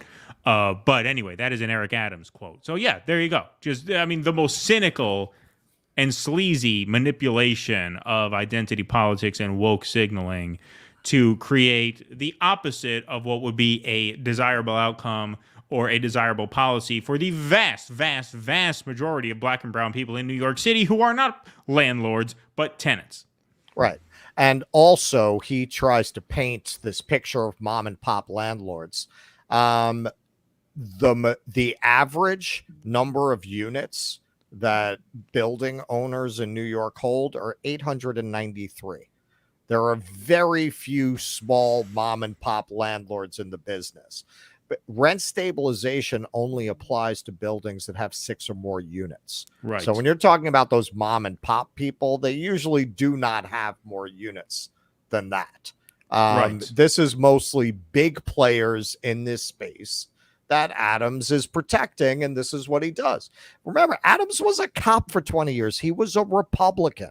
He only became a Democrat to run in New York City, because with some notable exceptions, as a rule, it's very difficult to get elected here as a Republican. And post-Trump, I would argue that's pretty much impossible. You could not get elected in New York City as a Republican for the time being. This is not the Giuliani Clinton era anymore. No, but they are capital loving. I mean, this is why you say. Oh yeah. You just can't. Right, He's you just a can't put the Republican R for all next of to your name. That's it. But you can be a pro cop, pro capital scumbag like Eric Adams. New York has elected these guys time and again. You know, New York City. You just can't have the brand. Right. You just can't have the brand. But for all effects and purposes, he's a very Giuliani kind of a mayor. Of course. New York should not even elect mayors anymore. They should just let the police chief be the mayor. They may as well, because that's how they elect mayors, right? Just save yourself the time, right? Whoever's at the top of the NYPD, that's the mayor. That's who you vote for time and again. Giuliani, Bloomberg, Adams, Bill de Blasio. I've talked about this on the show in the past. Bill de Blasio was elected in a fluke freak circumstance where you had Anthony Weiner running at the top of the pack. He had a scandal. So he was out. He didn't actually drop out. He stayed in, but he just completely imploded. Look, he got caught again, didn't he? He got caught again while he was had the running. other scandal. That was the comeback campaign that was then knocked down because another scandal came out, right? Running second to Weiner was not Bill de Blasio. It was Christine Quinn. But Quinn and Weiner hated each other. I mean, the animosity between those campaigns was palpable. You had literally volunteers from each campaign handing out sort of Oppo research literature in Washington Square Park. It's amazing. I've never seen volunteers hand out Oppo research on the other candidate. They always hand out, pro Weiner or pro Quinza, but no, absolutely hated each other. So there was no chance that any of Weiner's support would defect to Quinn. So they went to the third place guy. De Blasio was running third until like 3 weeks before the primary. So he was elected by accident, right? New York goes for establishment people, right? And tough on crime, moderate Republicans, independents in Michael Bloomberg's case, as he eventually became. Obviously, he ran. But he ran as a Republican. Right. But this is the type that they always fucking put in power. So at this point, just let the cops run the fucking city, I say. Easier, more efficient, more on brand. The hell with this. Yeah, I mean, we haven't had like a liberal mayor. I mean, even Koch wasn't liberal. Koch was kind of New York's Jimmy Carter. Like, he looks liberal in hindsight, but he was really the John the Baptist of the Giuliani era. He was the one who really started to beef up the police force and send them out to prepare the way for the gentrification, to start cracking heads in these neighborhoods. You can look it up. This is a forgotten bit of history today. I was there. The Tompkins Square Park police riots, because this is under Koch. You had a bunch of homeless people. You had a tent city, basically, in Tompkins Square Park, and they wanted to gentrify it. Back then, that neighborhood, the East Village, was all like anarchists and junkies. And to get them out, they created a curfew, and they told them, you need to be out by midnight. We're going to start locking the park at midnight. Coming up to midnight, the cops took out electrical tape. They covered their badges. And they just beat the shit out of everybody, man. You had people just running up Avenue A, running away from the cops. You can look this up right now. Tompkins Square Park police riot. It's completely forgotten today. And that was under Koch. And then when Giuliani came in, Koch had already prepared the way. The East Village gentrified in like 5 seconds. In 5 seconds, it went from anarchist bookshops to internet cafes. Yeah. So there's a couple more pieces that we have to show on Adams. Well, actually, one more piece. And then, Russell, if you have something to share in response to this. But this was a year ago. This was over a year ago, which, talk about time flying. One Russell Dobular caught up to Eric Adams on the street and asked him about his support for solitary confinement. So here's some on-the-ground footage, if you will. What's happening? How are you, How's Mr. Mayor? Pretty good. Why do you support solitary confinement? Do I? That's what I've heard.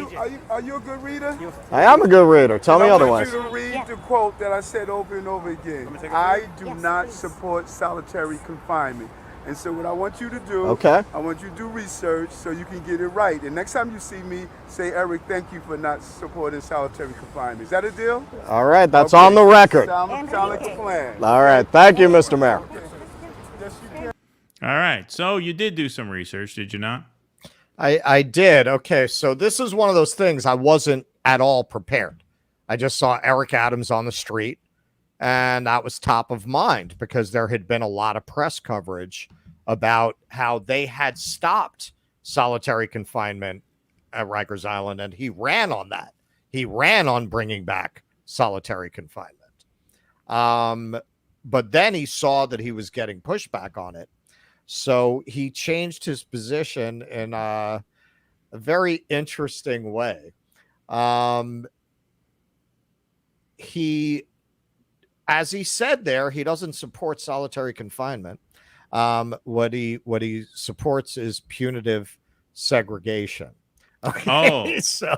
So over the weekend, Adams reiterated his campaign claim that he opposes solitary confinement in jails and prisons, but he also openly endorses the use of punitive segregation, something he also doubled down on over the weekend. If you're wondering what the difference between solitary confinement and punitive segregation is, you might be onto something. That's because there isn't really a difference. Right. That's the point. Scott Heckinger, a civil rights attorney and the executive director of Zealous, emphasized on Twitter. Punitive segregation is solitary confinement, he tweeted over and over again. And if you don't take his word for it, take New York City's own word for it instead. Punitive segregation, PSEG, also known as solitary confinement, is a restrictive housing area where people are locked in their cells for 23 hours of the day as punishment for a violent offense. The city's website states. That's what it says on the city's website. So that is what that scumbag was saying to me there. That he doesn't look it up. Well, now we looked it up. Okay, so he really is. I mean, he supports that policy under a different name. I said this when he won. New York, a city famous around the world for its assholes, elected the biggest asshole they could find, the mayor of the city. Yes. Right. Yes, that is a good way to put it. He is a grade A asshole.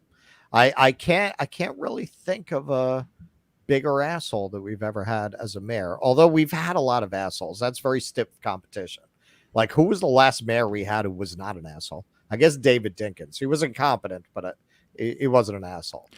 No, he didn't have that asshole thing going on. You just get the sense. I told this story way back in the day on Facebook, way back in the day. So almost none of you guys have heard this before. New Yorkers are just so used to being abused by the city government, abused by the police, abused by the bureaucrats, the meter maids, everything, right? You make a call to the department of this or that, and they just treat you like fucking garbage. Like, whenever I have lived in other cities, I'm like, when you get somebody who comes to America from a very poor country and shit that you look at like, man, that you're living in a really shitty place. They think they're living in a palace. That's how I've always felt when I leave New York. I'm like, hang on. The city government is not going to treat me like my existence is a privilege and not a right. Right, exactly. Wow. No, it's amazing. So this is a story, Russell, you'll probably remember this, but it's been almost 2 years since I told this. So my wife and I, this was before we had kids. This was probably 5 or 6 years ago at this point. We were in Boston. We were working a jewelry show in Boston. That's what we used to do before the pandemic really knocked that industry out to the point where we couldn't sustain it anymore. We'd make handmade glass beaded jewelry pieces. We'd sell them at shows and stuff. So we were doing a show at the Boston Seaport, which was an indoor show. It's like a convention center at the Boston Seaport neighborhood. And it was time to break the show down. So friends of ours who lived in the area were helping us sort of break the booth down. And then what I had to do is I had to go out, get the van from the parking lot, and then drive around to park to line up to load the van, right? And there's no parking lot, right? It's just like a fire lane and things like that. And they would let you pull up, load the van really, really quick, and then leave. And Boston traffic around rush hour, this was the last day of the show, so I forget exactly what day it was, but the traffic was very, very heavy. So I had to drive all the way around this huge loop. It took me a half an hour. It was raining. I finally get back to line up to load up. And so I'm out in the van. I'm about 10 cars back from where the load-in doors are because a lot of people are trying to do this, right? So I'm parked behind this big van. I can't really see in front of me too far. So I call my wife up. I say, I'm in back of that really big, cargo van. I'm about 10 cars back. Can you guys walk to me? And she's like, well, I think there's a spot open, further up here. So if you could pull up, because it was a long way to schlep a bunch of shit in the rain. So, see if you could pull up, a little bit closer. So I do. So I pull out, and then I realize there are no spots closer. The spot that she thought was a spot was a no standing zone. And so I rolled down the window, not in anger, but in frustration and desperation, because I see her waiting there. I said, why did you make me move? I was right there. Why did you make me move? Because I thought I'm going to have to drive a half hour around the fucking city again just to get back in line. I'm like, how could you do this? I was parked. I had a spot. And a cop apparently heard me screaming, at her. Again, I wasn't screaming in anger. I've never yelled at my wife in anger in my life. But he says to me, he points to me and he points to the no standing zone. He says, here, park in here, unload the car. And so I get out, and the cop was cool. He had a great sense of humor about it. I say, thank you so much, officer. And my wife tells him, she says, thank you, officer. And the officer says, no problem. I see you have a lot to deal with at home. Meaning me. He tells that to my wife. It's okay. I see you have a lot to deal with at home. So I said, pull in the no standing zone and pull out. But I explained to the officer, I said, officer, you have to understand, see my license plate? New York license plate. In New York City, no cop would ever do me the favor of saying, here, park in the no standing zone for a minute to load up. No fucking chance in the world. New York City cop, nope. They wouldn't even say you a word. They just they'd probably write you a ticket for trying. If I tried, they'd probably write me a ticket. If I'm lucky, they would give me this. Yeah. Go. They wouldn't even say go. They would just shoo me away. So I told the officer, I said, I'm not used to being treated like I'm not a nuisance. You are an annoyance to New York City government organizations and bodies and police officers and everybody. They don't want us here, obviously. I'm not used to being treated like a human being in a city. So that's why I got scared that I was going to have to drive all the way around town again to repark. That's why I screamed in frustration, in exasperation. It was a cry of despair, right? And so he was cool about it. But yeah, that's a story that would never happen because, we've worked events in New York. Impossible. They don't work with you at all. Nothing. No, dude. When I first moved to Chicago, they were doing some kind of movie shoot or something. So they towed away everybody's car. And so I'm like, oh, man. And I was broke. I was right out of college. I'm like, oh, fuck, man. How much is this going to be? And I look at the flyer. There's a phone number to find out where they moved your car to. I was like, what now? Yeah, no, that's crazy. They did what? They did what? They let you know where to find the car? Yeah. I don't have to pay for this. That was actually when I first realized how shitty New York was. Oh, yeah. Oh, I've had my car disappear that's off not the sidewalk. Normal. That's no, what I was used to is not how it is in other places. Right. No, when I lived in Brooklyn, there was a street that was great because it was this street between Kent Avenue and the East River. It's like this one-way, fake street. It led down to some parking lot somewhere, but they had no alternate side parking. So if you didn't need to move your van for a while, which I didn't because I only moved it when we had to work out-of-town gigs, I would park it there, and I would just leave it there. You wouldn't have to do alternate side. Right. So apparently some movie was shooting there one week. And they put up signs to move your car, but a lot of us didn't check because we were parked on the street where we never had to move the car. It's the whole point of parking there in the first place. Right. So we have to work a show one morning. It's 4:00 in the morning because you got to leave early. I go there to get the van. It's not there. It's just not there. I didn't get a call. There's no post, hey, if your car is not here, call this number. No, just on your own, literally, like, where the hell is the car? No notice, no nothing. I saw the sign that said there was going to be filming here this week, so I knew they towed it somewhere. I literally had to call an Uber and just have the guy drive me around the neighborhood until I found the car. I figure they can't tow it too far, right? Right. And I found it a few blocks away. But that's it. There's no, hey, here's a number to call to get the car back. No, it's just gone. Well, particularly with cars. This is why this will blow the mind of people living in most parts of America. I've driven cross country 5 times. I drive. I have not driven a car, literally, have not been behind the wheel of a car in at least 12 years. Minimum 12 years, probably longer. Because I won't own a car here, because they make it a privilege and not a right. They do everything they can to make your fucking life miserable if you own a car here. Oh, yeah, no, it's hard. And as a result, so when would it come up? It just, and that's been for at least 12 years. Like, it just hasn't come up in my life that I would have to drive a car. It just doesn't come up. I might, when I go to Europe in September, I might rent a car when I'm on Crete, possibly. Yeah, you could try and rent one. If you have to get around, and it's, there's long distances and you don't want to deal with the public transportation. But yeah, I mean, I kept one in Williamsburg. See, the cool thing about Williamsburg is actually, when it's not a weekend, Williamsburg is actually a very quiet neighborhood because it's North Brooklyn. It's kind of tucked out of the way. There's not a lot of through traffic, right? It's not like downtown Brooklyn where those main, Flatbush Avenue, through streets. Williamsburg's pretty quiet most of the time. Like on the weekends, it's absolute mayhem. But other than that, you can kind of get around okay with a car, and I wouldn't take it anywhere. I would only keep it parked and drive in and out of town with it when I had a gig that I had to work. So that was manageable. But if I lived in like downtown Brooklyn, or certainly where you are in Harlem, torture. Yeah, I mean, I've been in Manhattan for like 20 years. Yeah. Like, why would I have a car? Yeah, no, of course. All right, let's take some super chats here. This is a Rumble rant. Thank you for the Rumble rant from Blank Slate. Steve Poikunen at Slow News Day Show on Twitter. All right, I'll follow him. Pasta used to co-host with him on the AM Wake Up. Live Monday to Friday. Wow, you're putting in good work.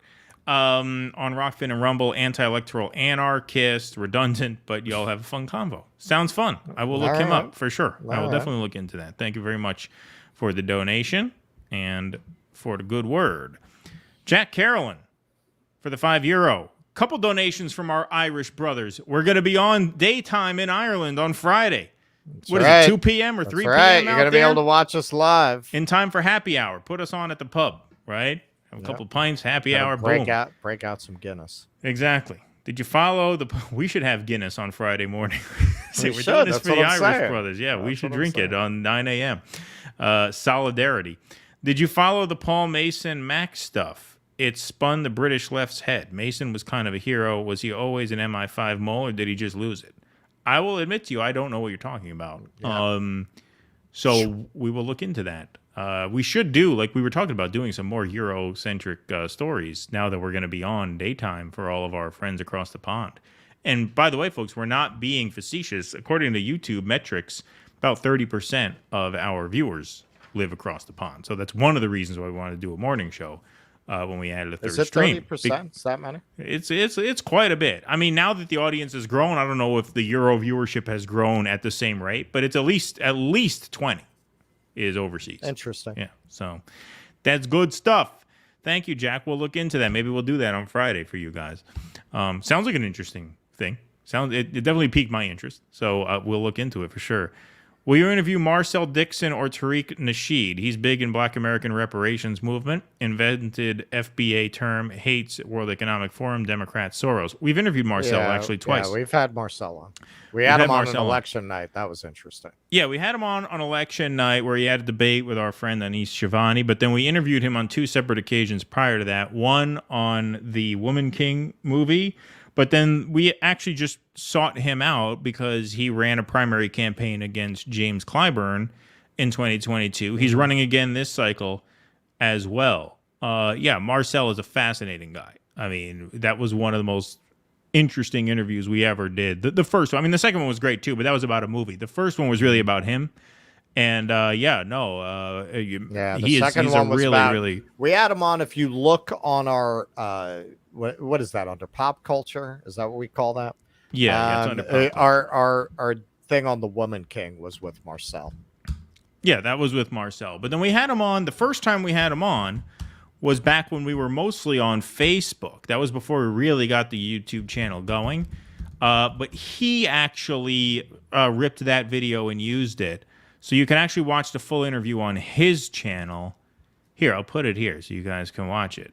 It was a great interview. I mean, I remember really being just very, very compelled by so much of what he has to say. And so, I put that there. I just went and I found it.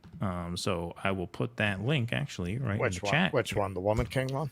No, the first one. The first one we did. I mean, I like the Woman King one too, but the first one was really all about him, and so his campaign and everything. So that's that link right there. It's in the chat. You can watch that after we're done here if you like. Tariq, we have not interviewed, but I will look him up as well. Thank you for the donation. Mason Stone, be nice to the corrupt politician or else racism. Exactly. I mean, he is everything wrong with identity politics made flesh. Indeed. The woman criticizing Adams is 84. Her family is Jewish, and they fled Europe during the Holocaust via New York Times. The Daily News actually called her a Holocaust survivor. So it wasn't just that they fled Nazi Germany. According to the Daily News, she's actually a survivor herself. She was from Belgium. Yeah. Cool Blue 71.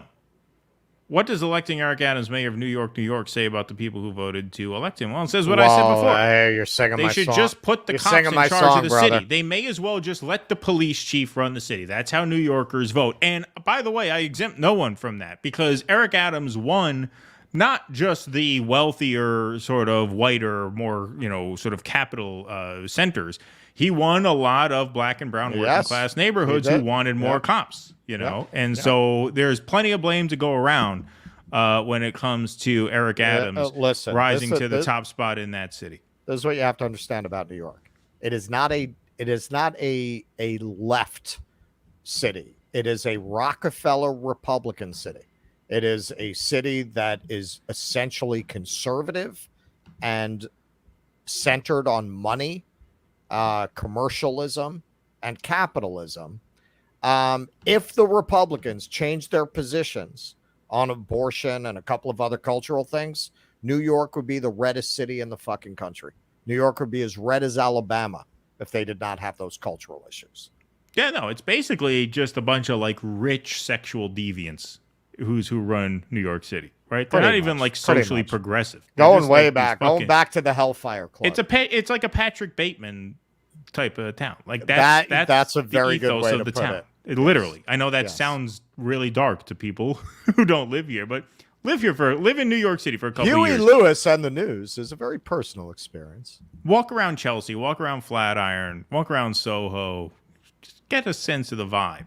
That's what it is. That's what it is. Very well put together people who would knife you in the back for $1. I will and then say you have the working class population, and I've talked about this a lot on the show before when we talk about New York. Capitalism seems so inescapable when you live in a place like New York City. The foot of big money is just on your neck every minute of every day. It's impossible to envision another system. I feel like there's not a lot of political imagination in New York because, I don't have these stats off the top of my head like I did when I was tour guiding there, but the percentage of people in the city who are considered housing insecure, meaning that your rent is too high a portion of your income, it's through the roof. People are under constant pressure to work, get that money in the bank for the next rent day, for the next utility bill that's due. It's just, it is unrelenting. And when you have that kind of pressure being applied so relentlessly every day, the system in which that pressure thrives seems unchangeable. That's why you have neoliberalism as the sort of defining orthodoxy of that city, not just among the people who benefit from it, but even among the people who are victimized by it. You can call that Stockholm Syndrome, you can call it whatever you want, but politics seems unchangeable when you see such overwhelming power keeping you down every single day. Yeah, and it does. At this point, those forces have so much taken over the city that the things that might have made it worth it if you were a person of certain dispositions, artistically, culturally, intellectually, that's destroyed all that, because the most interesting people can't afford to live here anymore. So you're just left with the Sarah Jessica Parker types, right? It's the people who people used to move here because they wanted to be Andy Warhol, they wanted to be the Ramones. Now people move here wanting to be the cast of Sex and the City, and that is a really just stomach churning culture of people. Somebody of all places in the New York Post said it best. New York has become an outdoor shopping mall for the affluent. Right. Exactly. Yep. That's right. And when it comes to the workers in the city, I mentioned earlier about how surprised I was that this Boston cop let me park in a no standing zone for 2 minutes to load the van up. Mm-hmm. New York City, you have, these corner bodegas, you have these giant, delivery trucks pull up, unload their stuff, load it into the bodega. Cops write them tickets as they're unloading all the time. Happens all the time. Yep, In fact, to the point where the company actually factors that into the operating budget. They just assume when they pull over while they're unloading the truck, they're going to get written up for it. Now, what the fuck else are they supposed to do? Where the hell is the truck supposed to park to unload? They have to get the store what the store needs. There are no spaces on the street. That's why you can't have a car here. Right, Because so they literally don't fix the problem because that's part of the city's budget, writing you tickets. Right. They'll write a ticket. It costs $65 to unload a fruit truck. In more now. Yeah. Well, now it's probably more. Right. Yeah. But talk about why things are so expensive too. Right. Well, that's why. Look, I showed, coming full circle, I showed those pictures of the New York I grew up in. That was a much better New York, man. Like, it was crazy and it was chaotic, but that was part of what was great about it. Was it more dangerous? Was it more dirty? Yeah, but it was also freer. It was more creative. It was more full of possibilities. There was a lot more space to breathe. Right. Indeed. Team Orca, #OnlyFins. Thanks for the 99 cents. Thank you guys very much. I think that's our show for the evening. We appreciate you guys being here. Russell, that's all we got, right? That's all we got. Oh, by the way, the pipes came to fix the shelves. Beautiful. All right. Have arrived. So by Wednesday, probably, the shelves as you know them will be no more. The shelves will be fixed as of Wednesday. Well, folks, we have 649 here on YouTube. We have 126 watching on Rumble.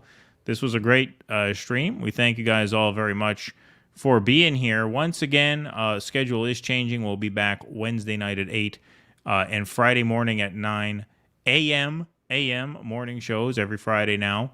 Tomorrow at 8 p.m. Eastern, we will be live on the Revolutionary Blackout Network for episode 6, I believe it is, of the Post-Duopoly show with Nick and CJ, plus our friend Kit Cabello from Hardlens Media. So that'll be fun. Tune in 8 p.m. Eastern. That's on YouTube and Rumble as well.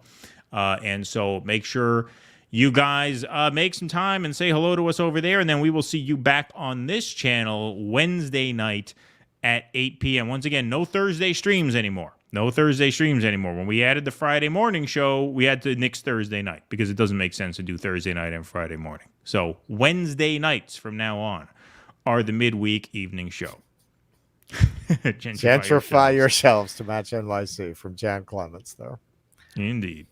All right, folks. We will see you tomorrow on RBN at 8 p.m. We'll see you back here 8 p.m. Wednesday night. Until then, be safe, be well. Thank you very much for being here this evening. Always a pleasure. We'll see you next time. Courage. Sorry, screwed up. Here we go. Bye-bye. Thanks. Please clap.